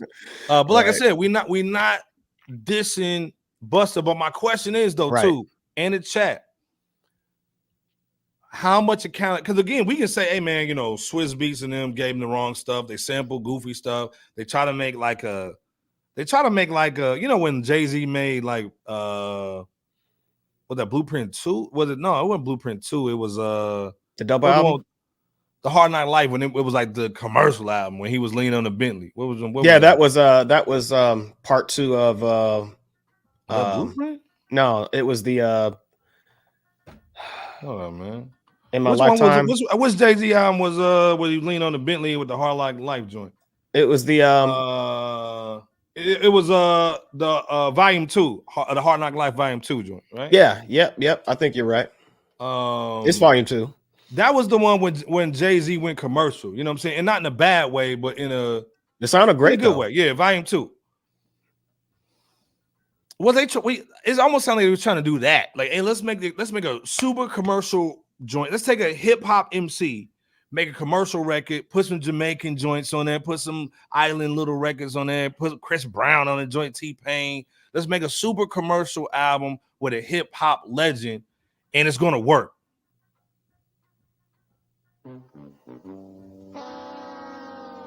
No, there was no hip hop on here whatsoever. I give the producers in them in the direction about 50%, maybe 60%, man. But what kind of accountability can you put on Busta for saying, hey, my brand needs to go this way? Like, and then also like Miss LB saying the flows were young. I don't think Busta's young with the flow. We know he can bar out, but it's almost like somebody told him, hey man, don't go too hard, man. Just do something simple, and we're gonna make sure the beats are cool. And we're gonna get basically, since you don't make really good hooks commercial wise, we'll get all these other people to come in and do hooks. Whether that's Quavo, T-Pain, Young Thug, come on, man. Like, we're just gonna come in and do some bull. What's your thoughts on that, BOP? And the chat. And again, we're not trying to roast homie. We just holding him accountable because he's one of the hip hop guys, man. We don't want to see no other cat go this direction, man. I definitely think that, yeah, and to your point too, or rather the disclaimer, Iceberg. Yeah, we're just talking about Busta's body of work, not Busta just as an artist or as a person. Of course, we're just giving constructive criticism for his LP Block Busta, right? It's just not good. Also, to your question, Iceberg, you're right, man. There needs to be accountability across the board. Yes, Busta Rhymes deserves constructive criticism in the fashion that we're giving him, but it's also a team effort because we credit producers and engineers and so forth, the team, whenever something's successful. So why not transfer that same energy for whenever something flops, from whenever something doesn't seem or turn out good? And I think it just needs to be across the board. So yeah. JC88 said Busta's still a legend, but this ish ain't it at all. It's not. You're right. It's not it whatsoever. It's not. Mike Dice said Busta needs to take a page out of the Nas book, man. Be himself, drop real hip hop. Look at what Hit Boy did for Nas. He gave him real hip hop beats with a modern sound without compromising with mumble trap. He even did the spicy joint and a couple other joints, man, that were real modern. But again, I don't think people want the results Nas has. You know what I'm saying? Because again, I think people still want to walk in them clubs, man, and be like, you know who I am? I'm Busta with a ball spotting bull. You know what I'm saying? Still going in the club. I think people are scared to get old. I think they're scared to not be relevant in certain spaces. They want to go to the Brock Nation brunch, you know what I'm saying, with a mauve suit on. I think they don't want the success that Nas has. Nas is just living his life and having fun. Talking about them two chicks in the blue Bentley, you know what I mean? But I think they want love from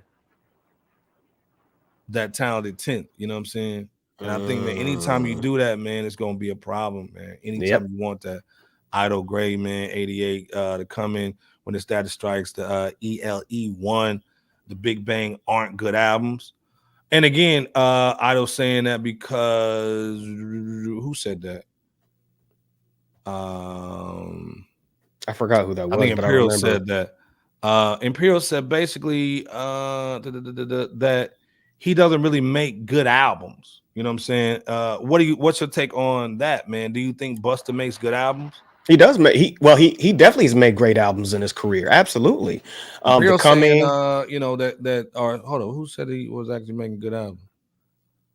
It was Idol. Idol said that. Idol said to come in when his data strikes and LEL 1. You know what I'm saying? Extinction Big Level Bangs aren't good albums. I think those are good albums, but you have to be a Busta Rhymes fan. It's almost like saying DMX didn't make good albums, but if you didn't like DMX, obviously you don't like the albums. You like the singles. Busta Rhymes definitely has a great knack of how to make a great album when he's actually focused on making a great album for with hip hop involved. I think that his albums from his first solo album, coming all the way up to the album before Genesis, were great albums or good albums.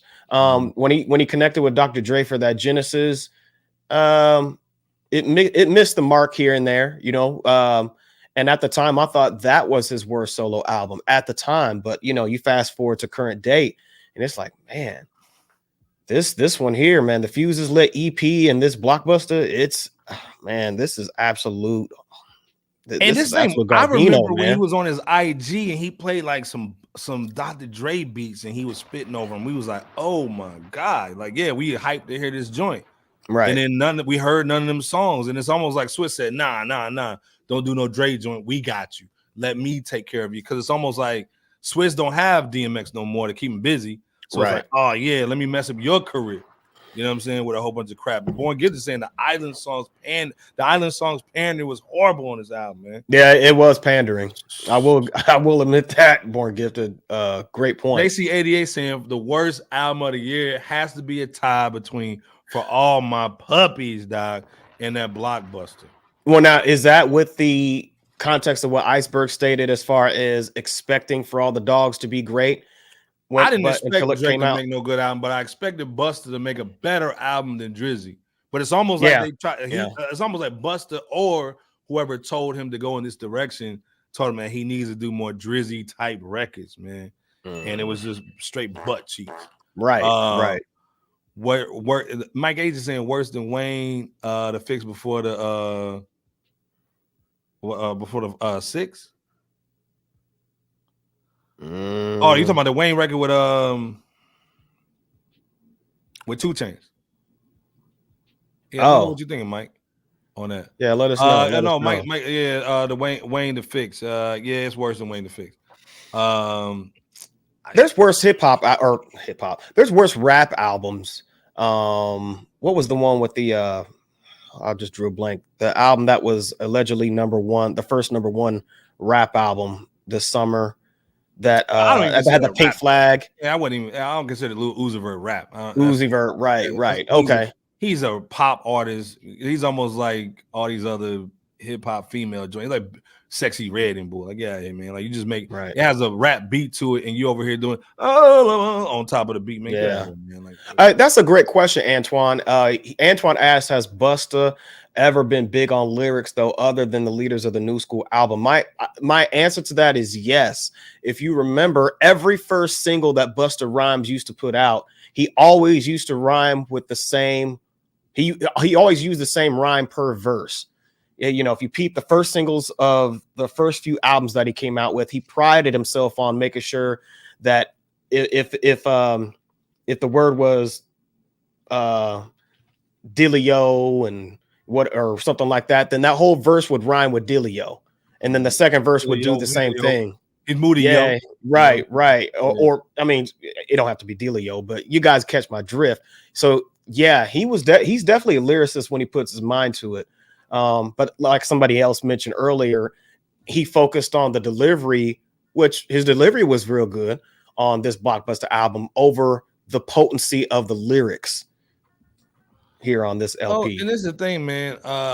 They're saying he's on Empire, right? Correct me if I'm wrong. What label is Busta on right now? And like I said, Prio Stat said, you know, he never had albums, he just had the singles. Swizzy Productions been trash for like 10 years. Yeah, Swizzy had a moment, man, but I ain't trust him to do that. Touch 182's in the building, man. Salute, man. Day One Club. We're saying no one asked for this new Busta. Nobody did. And this album is on Epic and Conglomerate. So he's Epic and Conglomerate. He signed to Epic. So again, I go back to what Miss LB said. If he had any time to block something, he should have blocked this one, man. But I think every old artist is looking for that wave. You know what I'm saying? They looking for that wave heavy. And I think this is again why Jay-Z ain't dropped nothing. Because again, who wants to go out here, put all this time and energy into an album that's extra mid? Born Gift is saying he needed to stop chasing TikTok and lock in with past producers, like Bebo P said. Facts, Born Gifted. Again, I don't think they really want the success that comes from being a hip hop star. I think, to me, this is where they're gonna have issues with Benny the Butcher. Is do you just, and again, we talked about this earlier this fall when Juicy J said rap ain't making no money. This is why. Rap is timing, it's your feature game, it's your production, it's that buzz that we were talking about earlier with that Nas is trying to create for Friday. That's why he's doing his little media run now. But it still you have to still have some dope producers behind and get people moving, man. It is what it is. This ain't moving, man. And it's no knock to Busta, Spliff Star, man. All our people over there, man. We not dissing a legend, man. It's just no. This ain't the angle, man. Mama Bear said the one with Quavo was pretty good. Okay. I gotta remember that one. D. Rick James saying Busta turning into Eminem. Dropping mid. Busta definitely needs to redeem himself from what he just put out, you know, with the Fuses Lit EP and the Block Busta LP. It definitely seems that he is turning into a black Eminem of sorts, to where nothing is really notable that he's putting out as of late. And it's sad too, because he was a part of the first NY State of Mind tour last year in 2022. So when you're around your Nas's and your Wu-Tang Clans and such, and then recently I know he was on that 50 Final Lap tour, you would think that you would be inspired to, you know, still have, you know, some stuff that's catered to commercialism, but maintain that hip hop foundation on your sound.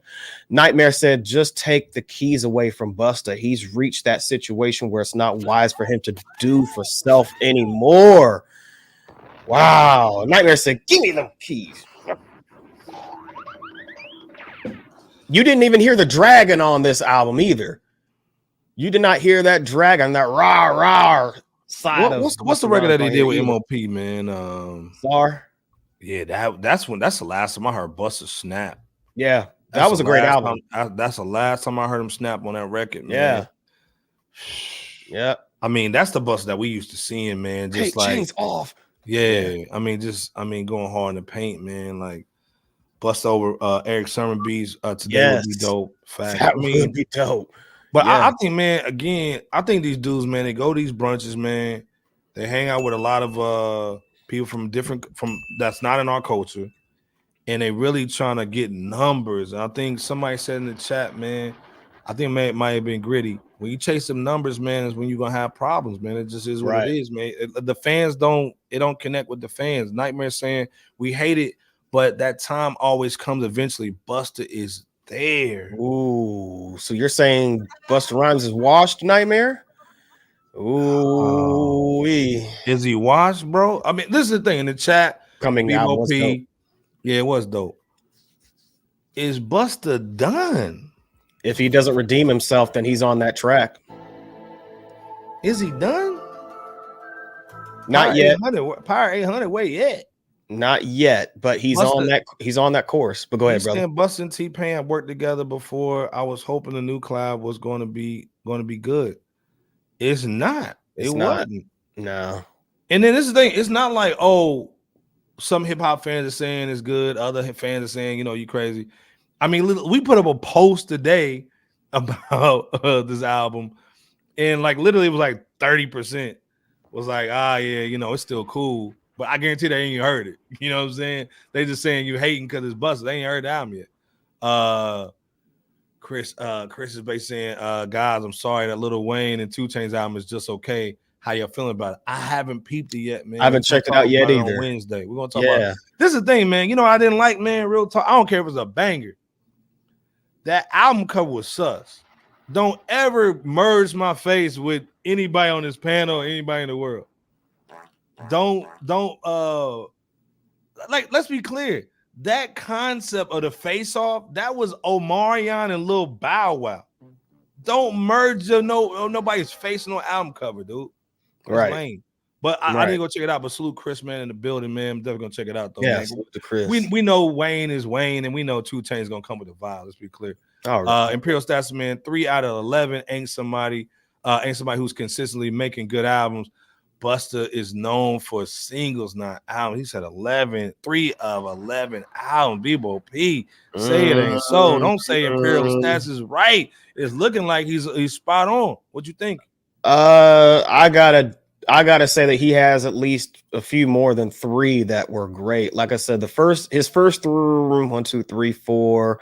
His first 4 solos. Anarchy was the last one before Genesis, and then Extinction Level Event 2 was good. So I would say maybe at least 5 significantly good albums. Still here said, what's a Busta quotable? Man,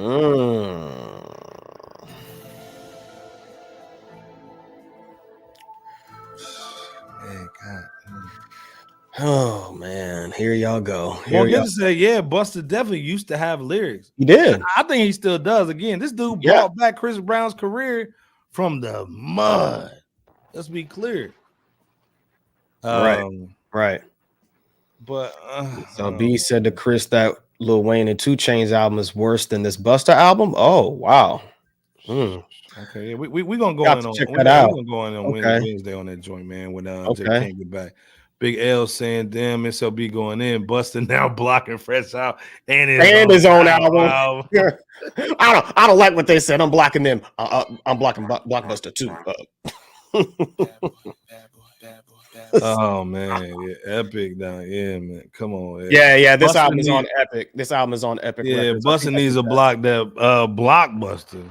Man, heck yeah. Oh, man. Antoine saying, man, we need to block Busta from dropping another album like this, dog. Don't do it like that. Come on, man. Idol Gray 88 said he wants to look at me now crowd to listen to his album, not heads. Facts.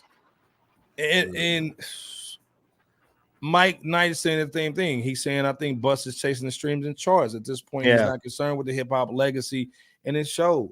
When you absolutely try too hard in order to chase streams and the mainstream validation, then you're gonna fail most every time.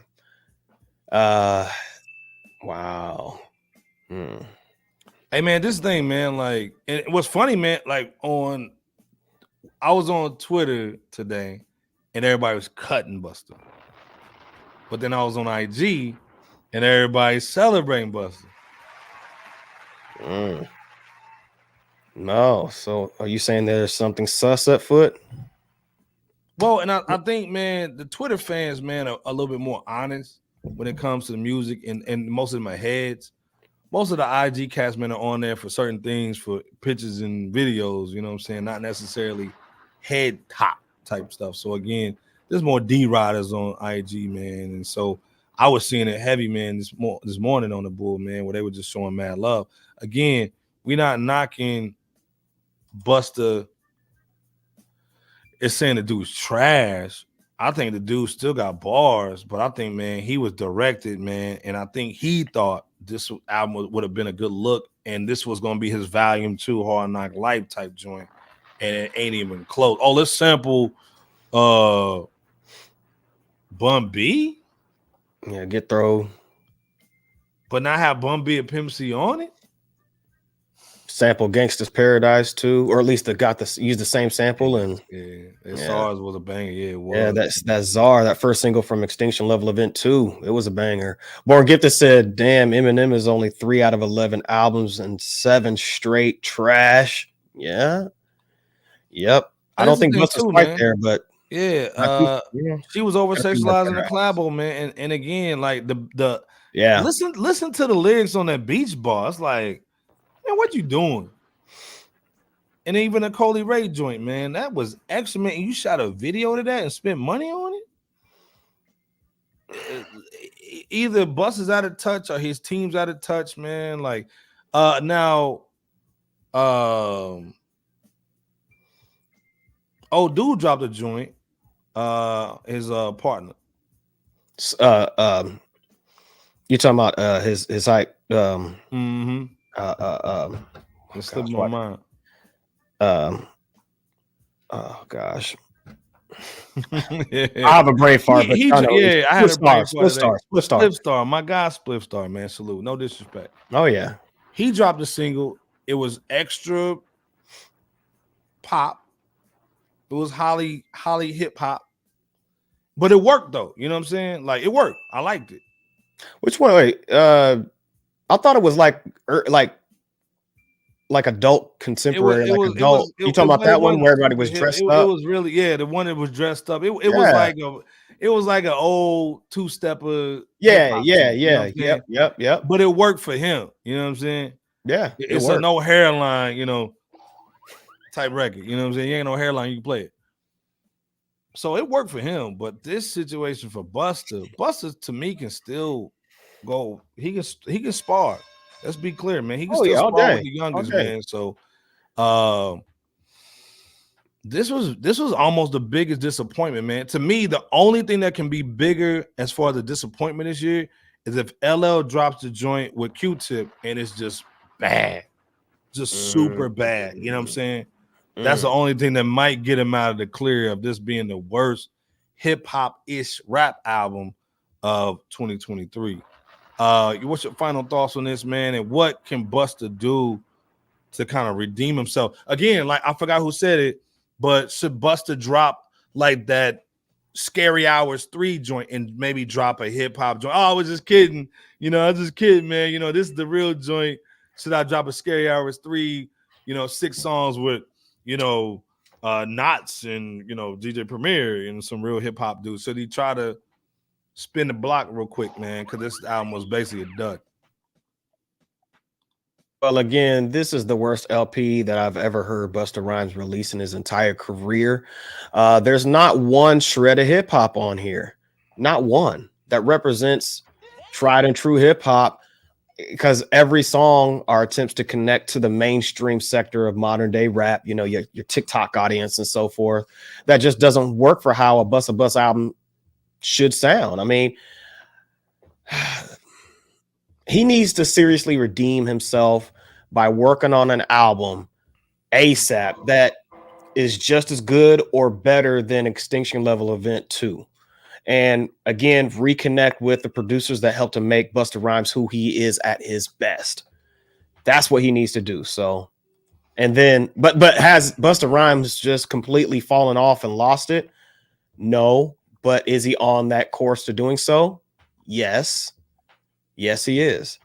He's on the course, but but his talent is still there. His lyricism is still there. He's just not. He's purposely not applying himself in the fashion that he should. Gritty saying what I was talking about on IG. Graf said it was a classic. Stop. Stop the cap. Uh, Stop the cap. Dude called it classic. Dude ain't heard the bull, man. Like, yeah. Oh yeah, it was a no hairline. it was a no hairline little record though. You know what I'm saying? Iceberg like, did say, bye. Yeah, man. And let's be clear, man. I'm still Spiderberg over here, man. So I will snatch your wig. I'm gonna take your wig off. All the wigs and all the fake hair. Get that out of here, man. Iceberg, there's Spiderberg, man. including Diddy's hairline. Oh man. Oops. Let's go ahead and talk about it. Speaking of fake hairlines,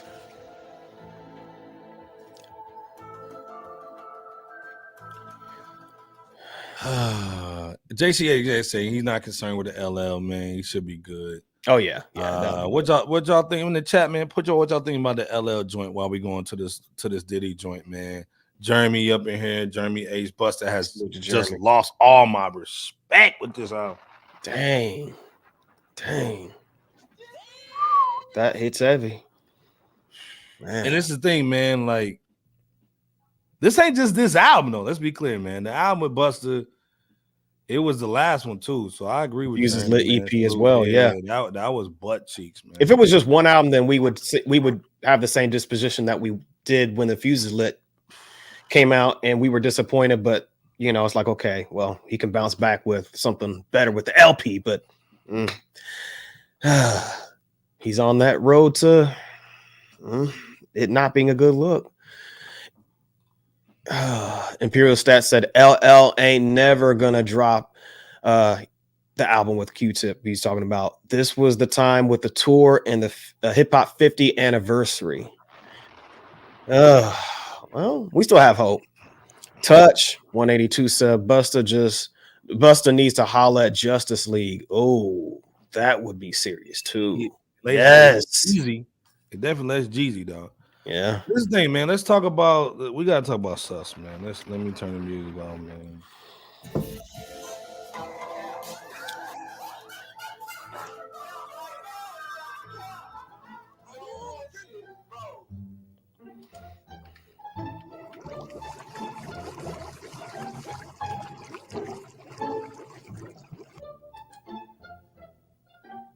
This nigga got hit with another lawsuit.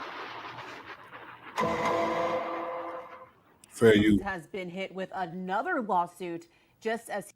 First of all, she like she can make some good macaroni and cheese. Well, my fault. Let me not say she, them or they. I don't know what her pronoun. It's pronoun, but stop it. So that Adam's apple, dog. I don't want to disrespect nobody on this show, on this platform. Diddy Combs has been hit with another lawsuit just as he settles his first. Now, this time, Joy Dickerson Neal claims that she was a victim of revenge porn, in addition to allegedly being drugged and sexually assaulted by the musician back in 1991.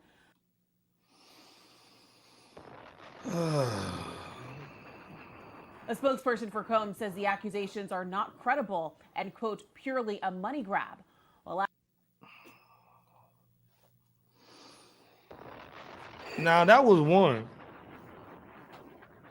And then he had the other one with the Aaron Hall joint. You know what I'm saying? If y'all don't understand Aaron Hall, this dude's allegedly a monster. This dude got Gloria Velez, which was one of the biggest video vixens in the early 2000s, man. Got her prego at 17. I mean, the dude had, hold on, let me put the lyrics up on. Let me just put the lyrics up here just so y'all know I'm not playing. This dude had a song on that Juice soundtrack. And I never really, I guess, listened to the joint. It just kind of showed you what's going down. First of all, salute to Jay Kemp's little hairdresser. This is Aaron Hall. If y'all don't know who he is, I mean, the dude from Guy, let's be clear. Yeah. He had a song called Don't Be Afraid. The lyrics, let me put them on the screen. Oh, yeah, this screen. First of all, get the advertisement off me. The song basically said, now I have you all to myself. You can put all the other guys on the shelf. No need to run and no need to hide. All the doors are locked, baby, and I have you inside.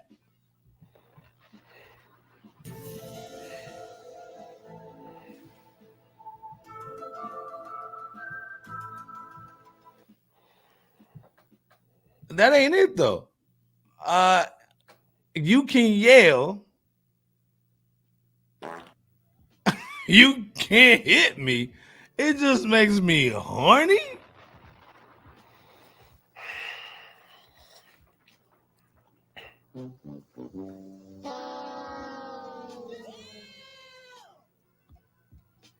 So this dude has a lawsuit with Diddy from 91.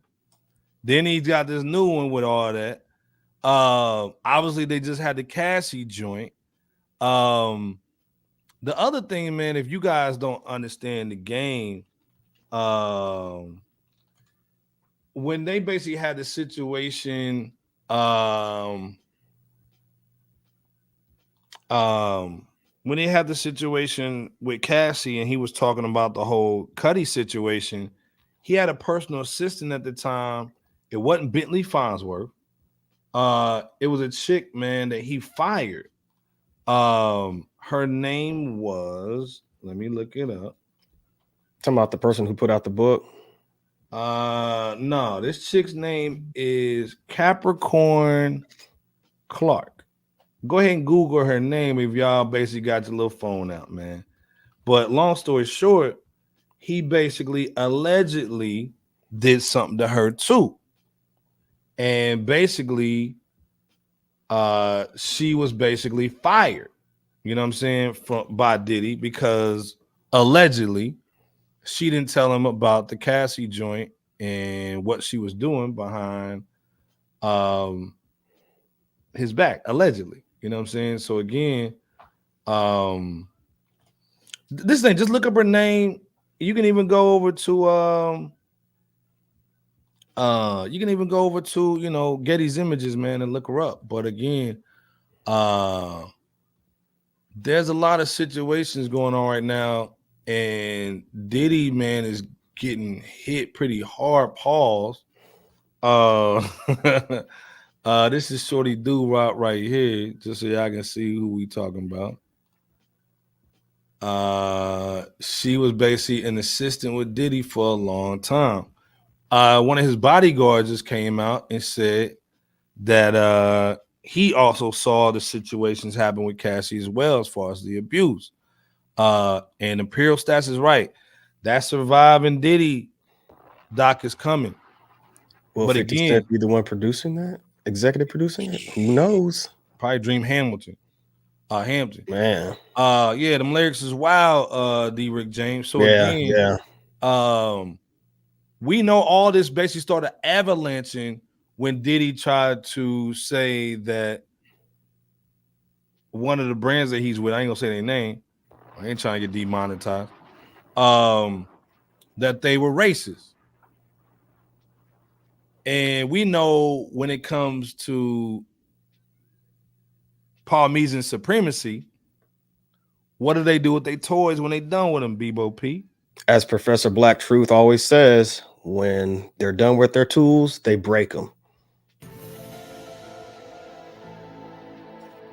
So a lot of time you think you in the, it's a field Negro and a house Negro, and I think Diddy thought he was a house joint. You know what I'm saying? Because again, Clive Davis put him on. He made a lot of bread for Clive and the record labels at the time, and then he was synonymous, man, with just making hits. You know, let's be clear, man. Like, you can't knock the hustle. But then I think it went to a whole nother level when Biggie was gone and the limelight was he put the limelight on himself. So the question we have, man, tonight, Bebo, in the chat is Diddy cooked? Is it a wrap? Like, has the cats went ahead and said, yeah, go ahead and bring him on home. You know what I'm saying? Go ahead and knock him out. Because again, there's other artists who did some of these things and they stopped. Jay-Z, they were messing with younger women too. You know what I'm saying? And let's be clear, Diddy was just seen with Lori Harvey. This ain't even legend. Lori Harvey was 20, in her early 20s at the time. After dating his son. After dating his son too. Bad boy, bad boy, bad boy.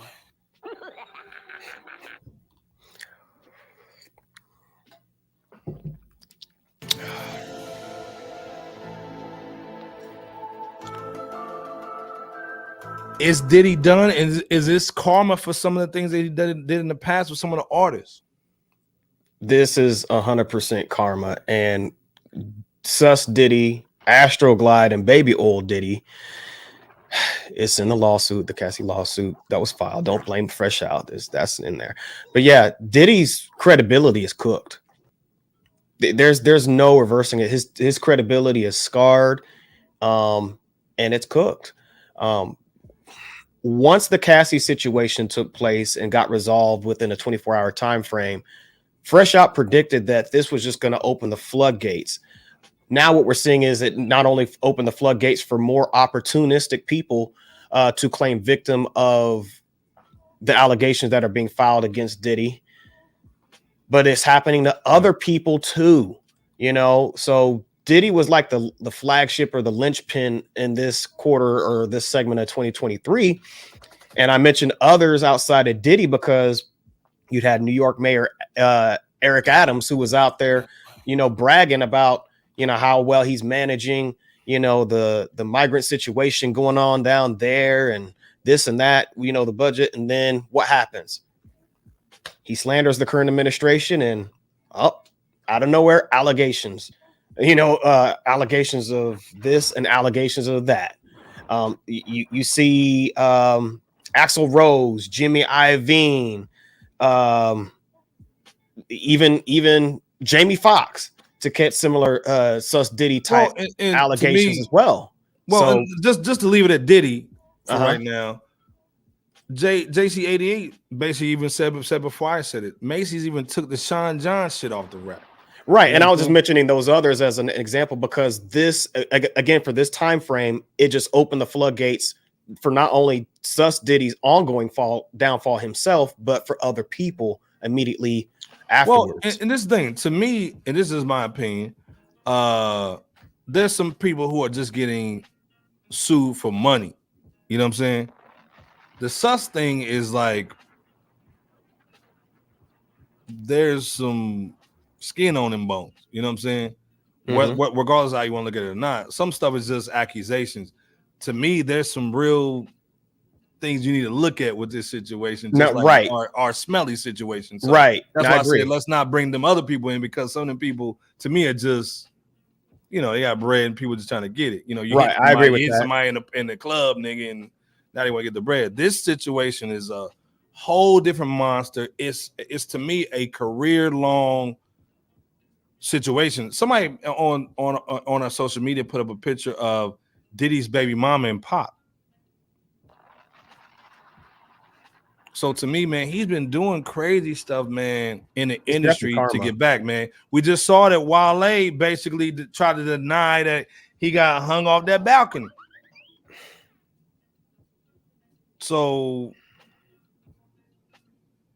and again, most people in the industry already knew all this stuff, but then Diddy was making so much money off the black community because they basically what Parmesan Supremacy does is take one of our good ones out the hood, give him everything, and then basically he can basically come in and bring us into whatever he's buying into. So whether it's Ciroc, whether it's TV shows, whether it's clothing, we look at him and say, well, we want to be like that dude.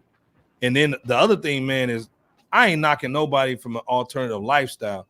I got a problem as a heterosexual black man when you try to front like me, but then you doing things that culture or that kind of people do. So it makes us look like we weird or something's wrong with us because we're not acting like that dude when people think that's a heterosexual male. And the other thing that Cassie was smart, or whoever her team is, they smart, because in the actual paperwork of the lawsuit, it never said that Diddy was involved in any of the acts. It just said he was watching. And to me, that was strategic. Because if you want me to bring out the other, I brought out this. But if you want me to bring out, I can do that too. I think that lawsuit was just the tip of because he never mentioned that he was in it. That's why he tried to clear that mug up quick. You notice there was no criminal charges filed against him thus far, too, right? Well, and then that's because of the act right now. I forgot what the act is called, but there's only a couple of days that you can put it in. It's only civil because again, somebody must have been reading the Book of Bird. Mike Knight, you starting some shit tonight. I could go in on Jay if y'all want to. I may do it when Jarvis here, but. Rosario Dawson, Rihanna, Blue Cantrell was old, but Blue Cantrell, Rita Ora, Tierra Marie. I mean, I keep on going if y'all want me to. I can just visit the Book of Bird. But either or, I can't even say what Mike Knight even put on there. Basically, he was doing something to Foxy. I mean, back in the day, that's what you did. You know, everybody was looking for the young, hot chick. You know what I'm saying?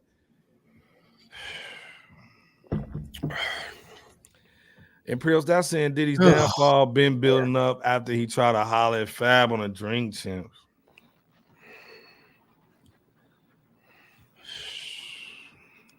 Yeah, but you ain't partying. The icy hot Diddy, dog. Put it right on there, girl. I mean, man, my man. Nah, iceberg. And 50 going hard in pain. If y'all not following 50 on IG, man, he giving it to him. Pause. Man, extra pause. But again, hold on. And the icy hot Diddy.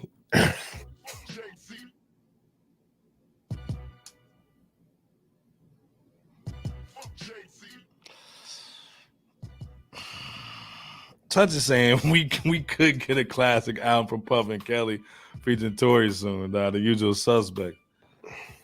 This is the thing too, okay, since Touch said it, we're going to go there. Will there end up being criminal charges, Bebo P, and the chat? Will there be some criminal charges, man? You know what I'm saying? Salute the DJ Scandalous in the building before you go in, man. The Scando. You know, man, that Booker Berg having shipping problems. Dog. Oh man, they just won't let him put it on Amazon for sale. The criminal statute of limitations may have expired. Right. I think they have already recently. They have, but and again, the Best of Both Worlds album wasn't in the Book of Hov. You just won't tell. You just gonna tell what you want to tell. This is why we have, you know, the shows over here that talk the realness, so people can't just change history. You know what I'm saying? But Bebo, what you thinking, man? Will the Diddy joint go? Will it go criminal? I'm not sure if it will or if it won't, but it definitely can. If they want to completely obliterate Diddy from any semblance of prime success that he once had, yeah, they definitely could take things up a notch and maybe even get the feds involved. Place that RICO charge as a possible. I don't know. Not saying it will or won't, but the possibility is certainly there because the dominant society is definitely, they're seemingly done with Diddy, and he's had his chance to do whatever he needed to do, or for their benefit or whatnot. And right now, he's more of a liability than an asset. Hey, this is the thing too. First of all, people, you spot on. Maybe that's why he ain't dropped no album this year. Who? Did he? Oh, you talking about him? You talking about in the comments section? We can't say his name. Yeah. So he ain't trying to get blocked by everybody. Right. But let's be clear. If you're watching this show, you know what's going on. We can't really say nothing on the audio. But what Mike Knight is saying, man, is little homie should be scared. When did he start talking to his wife? When did he start talking to Charlie Baltimore? How old was she? When did he start talking to Aaliyah? When he started talking to Blue King Trail? When he started talking to Rosario Dawson? Y'all, just Google all the stuff we talking about. Aaliyah, Rachel Roy. I mean, we can keep going if y'all want to. But again, like, I mean, at the time, and like I said, even Luke Campbell, man, I mean, he was in them teen clubs in Miami. Let's be clear, everybody was. You know what I'm saying? That's really where you could pop off your music. So a lot of artists would start off in those teen clubs,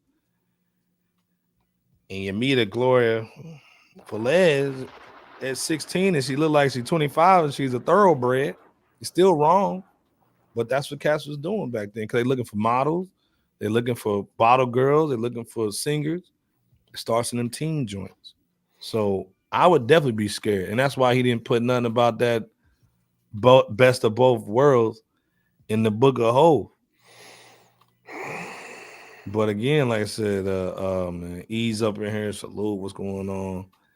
Salute. So I'm just saying, yeah, you can't say party twice in a row to that man. Which one you talking about? The Book of Pepper Spray? Oh man, hold on, man. Rebel legit, man. Salute, man. He's up in here, man. Hey, man. Ain't no coming back for him this time. We talking about Diddy. And again, like I said, man, everything we saying is alleged. This is entertainment purposes only, man. We don't know anything, man. We're not experts in nothing.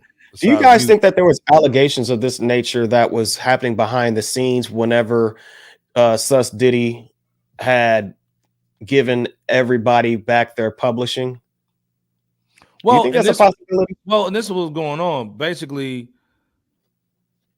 if the whole giving the publishing back was to silence him in the first place. So, hey, I'll give you a publishing back, but you can't say nothing about me. You can't say nothing about Kim. Can't say nothing about my sons. And you can't say nothing about what we did music-wise or business-wise. Because, again, the Cassie situation is deeper than rap because, nigga, she was your employee. So you got to shut that up real quick. And again, this dude, you guys are crazy, man. That dude, some of the people he was dealing with was his employees too.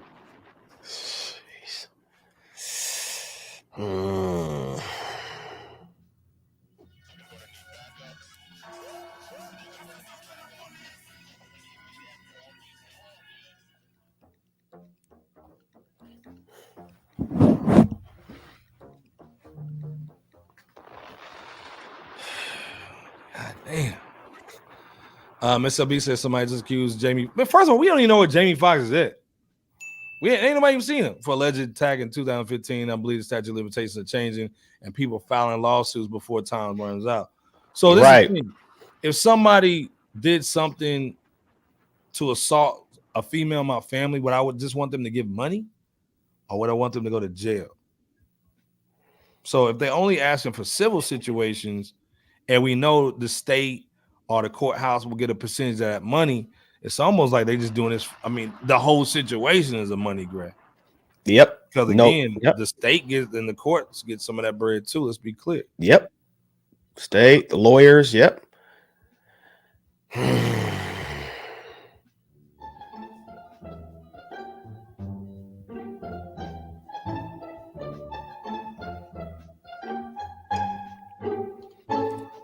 Mike, now you start some shit tonight. He's got some ether in his blood tonight. Dang. Ooh. Well, let's be clear, man. His Twitter fingers is going. You know, his little. Hey, man, this thing, man. Going. All we do is try to point you in the right direction, man. Go to Google and type in the flight log for the Epstein Island, man, and see who pops up on that joint. This segment is just, man. That's why I ain't turn the music on for this joint. Gosh. Hey, man, just go to Google and then look up the flight log, man, and then look and see who is on that joint. And you wonder why they elected slide with their mama and her wife. We're gonna stay monetized though. JC80 said they were all around 16ish. Teenage love. Don't hurt me again. Aaron Hall sound like a predator in that interview with the Vlad. So yeah, he did. I can't play it, man, because they're gonna hit us, man. He did sound like that. Oh, Mike Knight, come on, man. Dang. Scandal saying Diddy touched my arm. I'm going to need about 50 milli. That milli. Go ahead, go hit that bad boy again. Go ahead.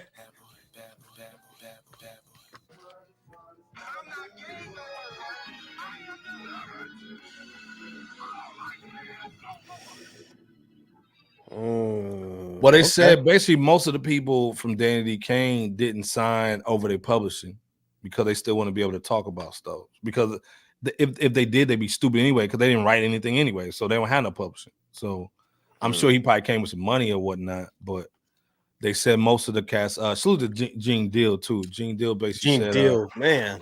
Yeah, Gene Deal basically said that most of the Danny Kane didn't sign those joints. We know May signed it because we saw when he was on Drinks Champs, he couldn't even say the joint. They actually bleeped the joint out. Yep. He can't say nothing about homie.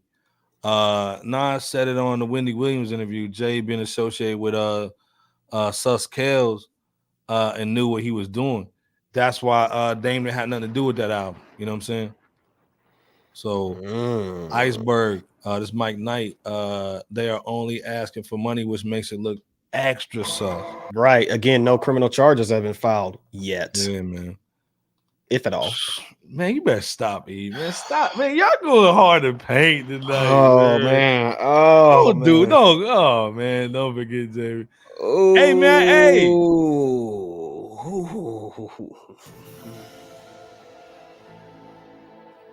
What you doing over there, though? You started that one, Berg. This comment right there, you started that.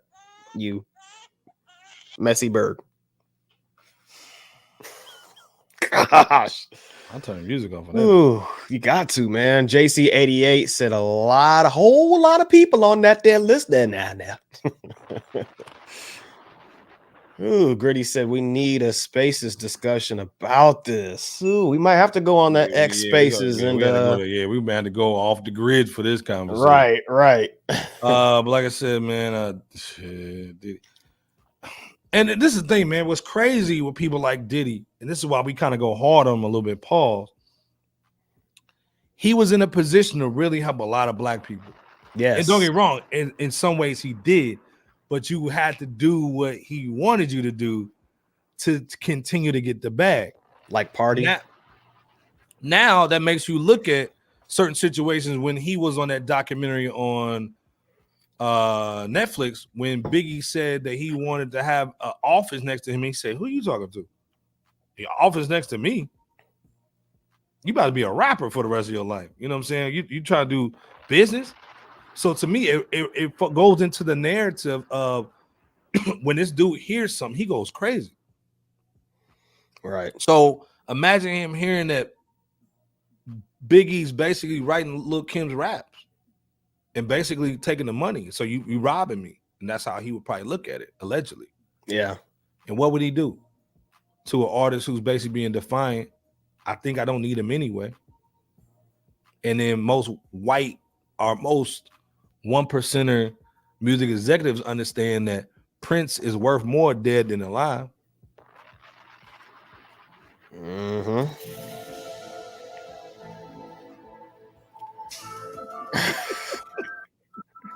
Oh, yeah. Hey, you right. Perky's page got took down too. Yeah, I saw that joint. She was just basically reacting to the joint. It was nice knowing y'all. Yeah, it's nice knowing y'all. Y'all just opened the rabbit hole, guys. Man, and again, this is why most people tried to hide what he was doing, but Puff was basically just being so flagrant. Basically getting mad at the Casamigos situation and saying, "Hey, well, why are they blowing up? You're not blowing up my situation." It's like, first of all, dude, you didn't even give us no money for the joint. We literally gave you the brand just to shut you up. You only gave us $1,000. You know what I'm saying? And now you saying we racist? Because George Clooney and them actually in their own commercials, they actually been promoting they little tequila just to their little friends, and then it blew up in hip hop. You know what I'm saying? You got every rapper saying Casamigos, and that's George Clooney. Right. So, DJ Scanless said Astroglide Diddy was doing this in like 1990 with Aaron Hall, way before he blew up with Biggie. No redeeming that. So true. So true. Yeah, you got bloviating Aaron Hall. He's always just bragging about the things he's done, let's just say. And, even if anything, Aaron Hall implicated Sus Diddy about a decade ago because he said that Sus Diddy was there watching him do his thing. Menace Method said Astroglide Diddy making Suge Knight looking like a Boy Scout. Ooh. It was crazy, man. I know Sugar's over there like, yo. Yeah. I just ran over a nigga. This dude's blowing niggas' cars up. And you up for a Grammy. This dude's up for a Grammy doing this bull, man. Hey, man, what's the best trick? What's the greatest trick the devil pulled? Was convincing the world that he did not exist. So basically, if I'm an abuser, I just change my name to Love and start wearing them little Arabu Dhabi little outfits around with them little Karate Kid shoes. Diddy was really trying to reframe his image and hit the reset button in order to make himself look like an angel. He got the key to the city of NY. His recent album, which was a quote unquote R&B album, that actually had a song titled Kim Porter. Yeah, it's ode to her. And let's be clear, Gene Deal, our guy, basically it didn't work. That Kim was about to drop a book, and also that she had got some DV situations with Puff too, when Puff was basically finding out she was messing with certain kind of people as well. Deuce Flacco in here, man, saying the Rams won, so he back up in here. Okay, salute to you, Deuce, and salute to the Rams. Yeah, man, salute, Deuce, man. We just went in on Biggie, on Busta, man. You got to run that back though, man. Rebel Legit saying Biggie would have left Bad Boy just like the Locks did. Facts, man. And then it would have basically shown how, like, basically this is in the middle of the East Coast West Coast war, right? And your artist leaves you, which he allegedly was on the verge of doing anyway. Jodeci was leaving you. Yep. I pretty much left you. Mary J. Blige left you. So everybody at Uptown that you helped make stars, and not only did they leave you, they went to Death Row. Because Death Row was paying cats. So now that Biggie wants to leave, you gonna let him leave? So again, man, I think some of that's just coming back, man. And again, man, Antoine, man, with the $10 holler, adding 5 and 5 together, man. Salute, man. We appreciate the love, man. Always salute to the wifey, man, and the kiddo. He's saying, right, man, you didn't see Prince's music on YouTube until he left. It's a dirty game, y'all. They shooting us there, tagged us all the time. You know what I'm saying? Facts. Again, like I said, man, what messed Prince up, man, if y'all don't understand, is he was out of his deal, and they say, hey, man, let's re-sign you just for Purple Rain because it's about to be the 25th anniversary of it. Let us just sign you with that. When he signed that one, game time. Dude never did no kind of nothing, and now you in the elevator linked over. Come on, we don't believe that, but come on, we don't believe that, boo. Basically. Seeming that way. And it's the thing, man. When you basically when you get green lit from that culture and they say, hey, man, you can do whatever you want because you basically bringing in so much bread to us from your own culture. Like you're basically graping your own people. We'll give you whatever you want. But at some point, man, like they had to reel him back in. I think they did the same thing with the gay painter. Because he was almost in some shit too. Where you getting kicked in the elevator, you about to expose everything, nigga. You're supposed to be the wonderful husband to the best woman in the world. What you doing? You about to ruin all this shit, man. You better calm down. You know what I'm saying? You're going to mess this whole shit up. I think that's why he be bunny hopping. You know what I'm saying?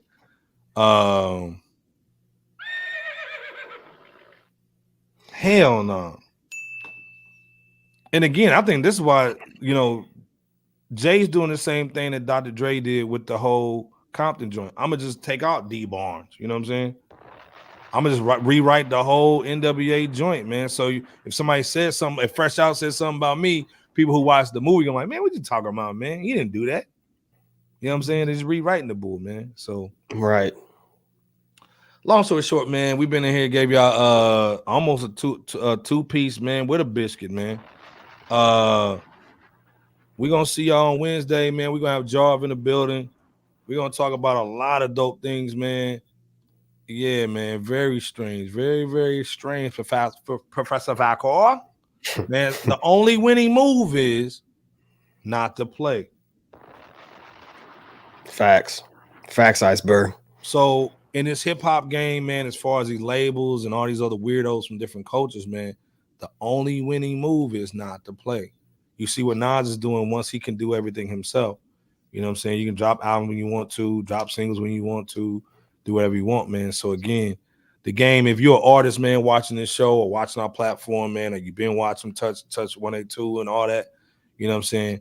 Man, keep on dropping independent music, man. Keep that money to us, man. Do some dope things in the hood. Because I think BOP said it earlier in our group chat, man, like Umar has a point, but he's wrong because if he understood how these artists are assigned, they can't use that money to benefit no black people.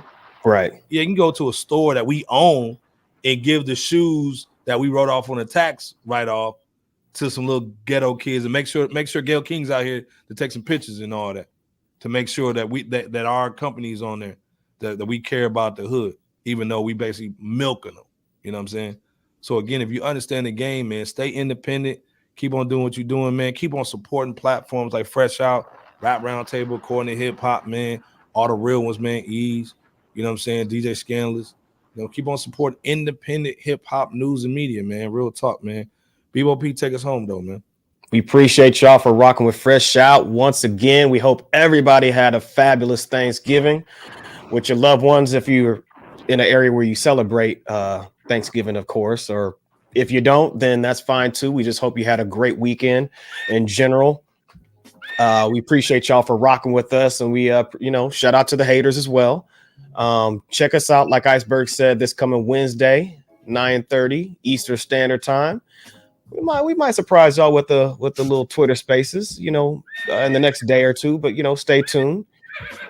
Yeah, that's the worst. The worst. Mike Knight's been on fire, but I mean, all of you guys have just been awesome as always. And yeah, be safe out there, and God bless you all. And until next time, Iceberg Land, this soul playing. Hey man, salute to J Camp, man. Salute to J Camp, man. You know what I'm saying? Salute to everybody that rocks with us, man. We appreciate it, man. This year's been so crazy, man. As we end out November, pretty much. Yeah, we're gonna be on Wednesday, but as we end out November, man, in the holiday break, man, I hope everybody had good food. I hope your family's good, the health is good. Again, man, over here we family, so hit us up, DM us, man. Always check us out on all the social media platforms. We dropping mad clips. We're gonna go hard in the paint. We dropping some shorts.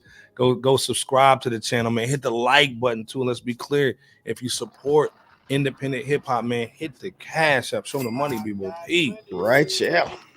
This week also, man, we had to just double check on the apparel. We'll have some merch coming out, some coffee mugs, tumblers, man, that are real dope hip hop. It's not just supporting Fresh Out, man. You supporting real hip hop, man. We're gonna give a percentage to some organizations, man, that help some kids out, man, single parents and all that.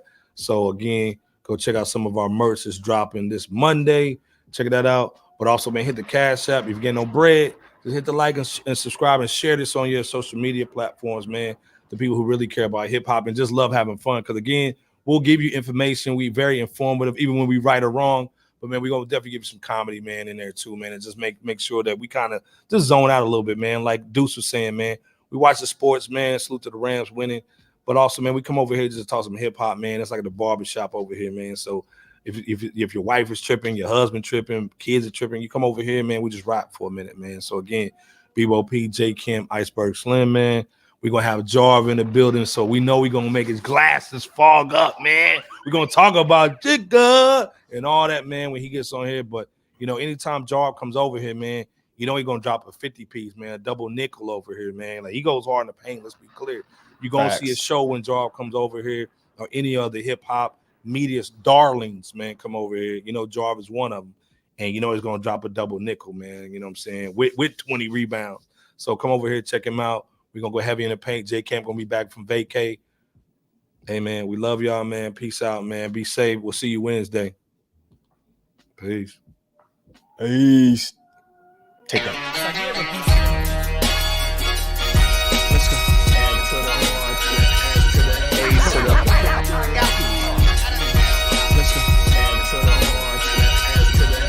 go. World's most dangerous podcast. We will be in the building with good. They Camp was going down, man. Let's get it. Good. Hundo up in this studio. Hundo. We ain't out.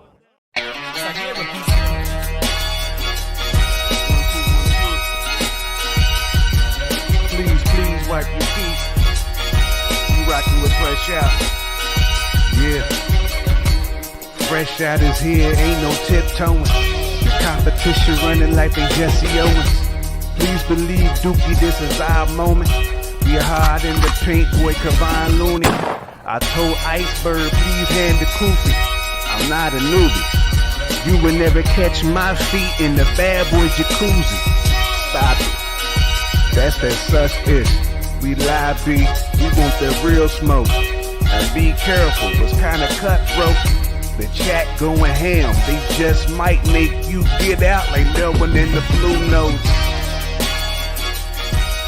Stop it.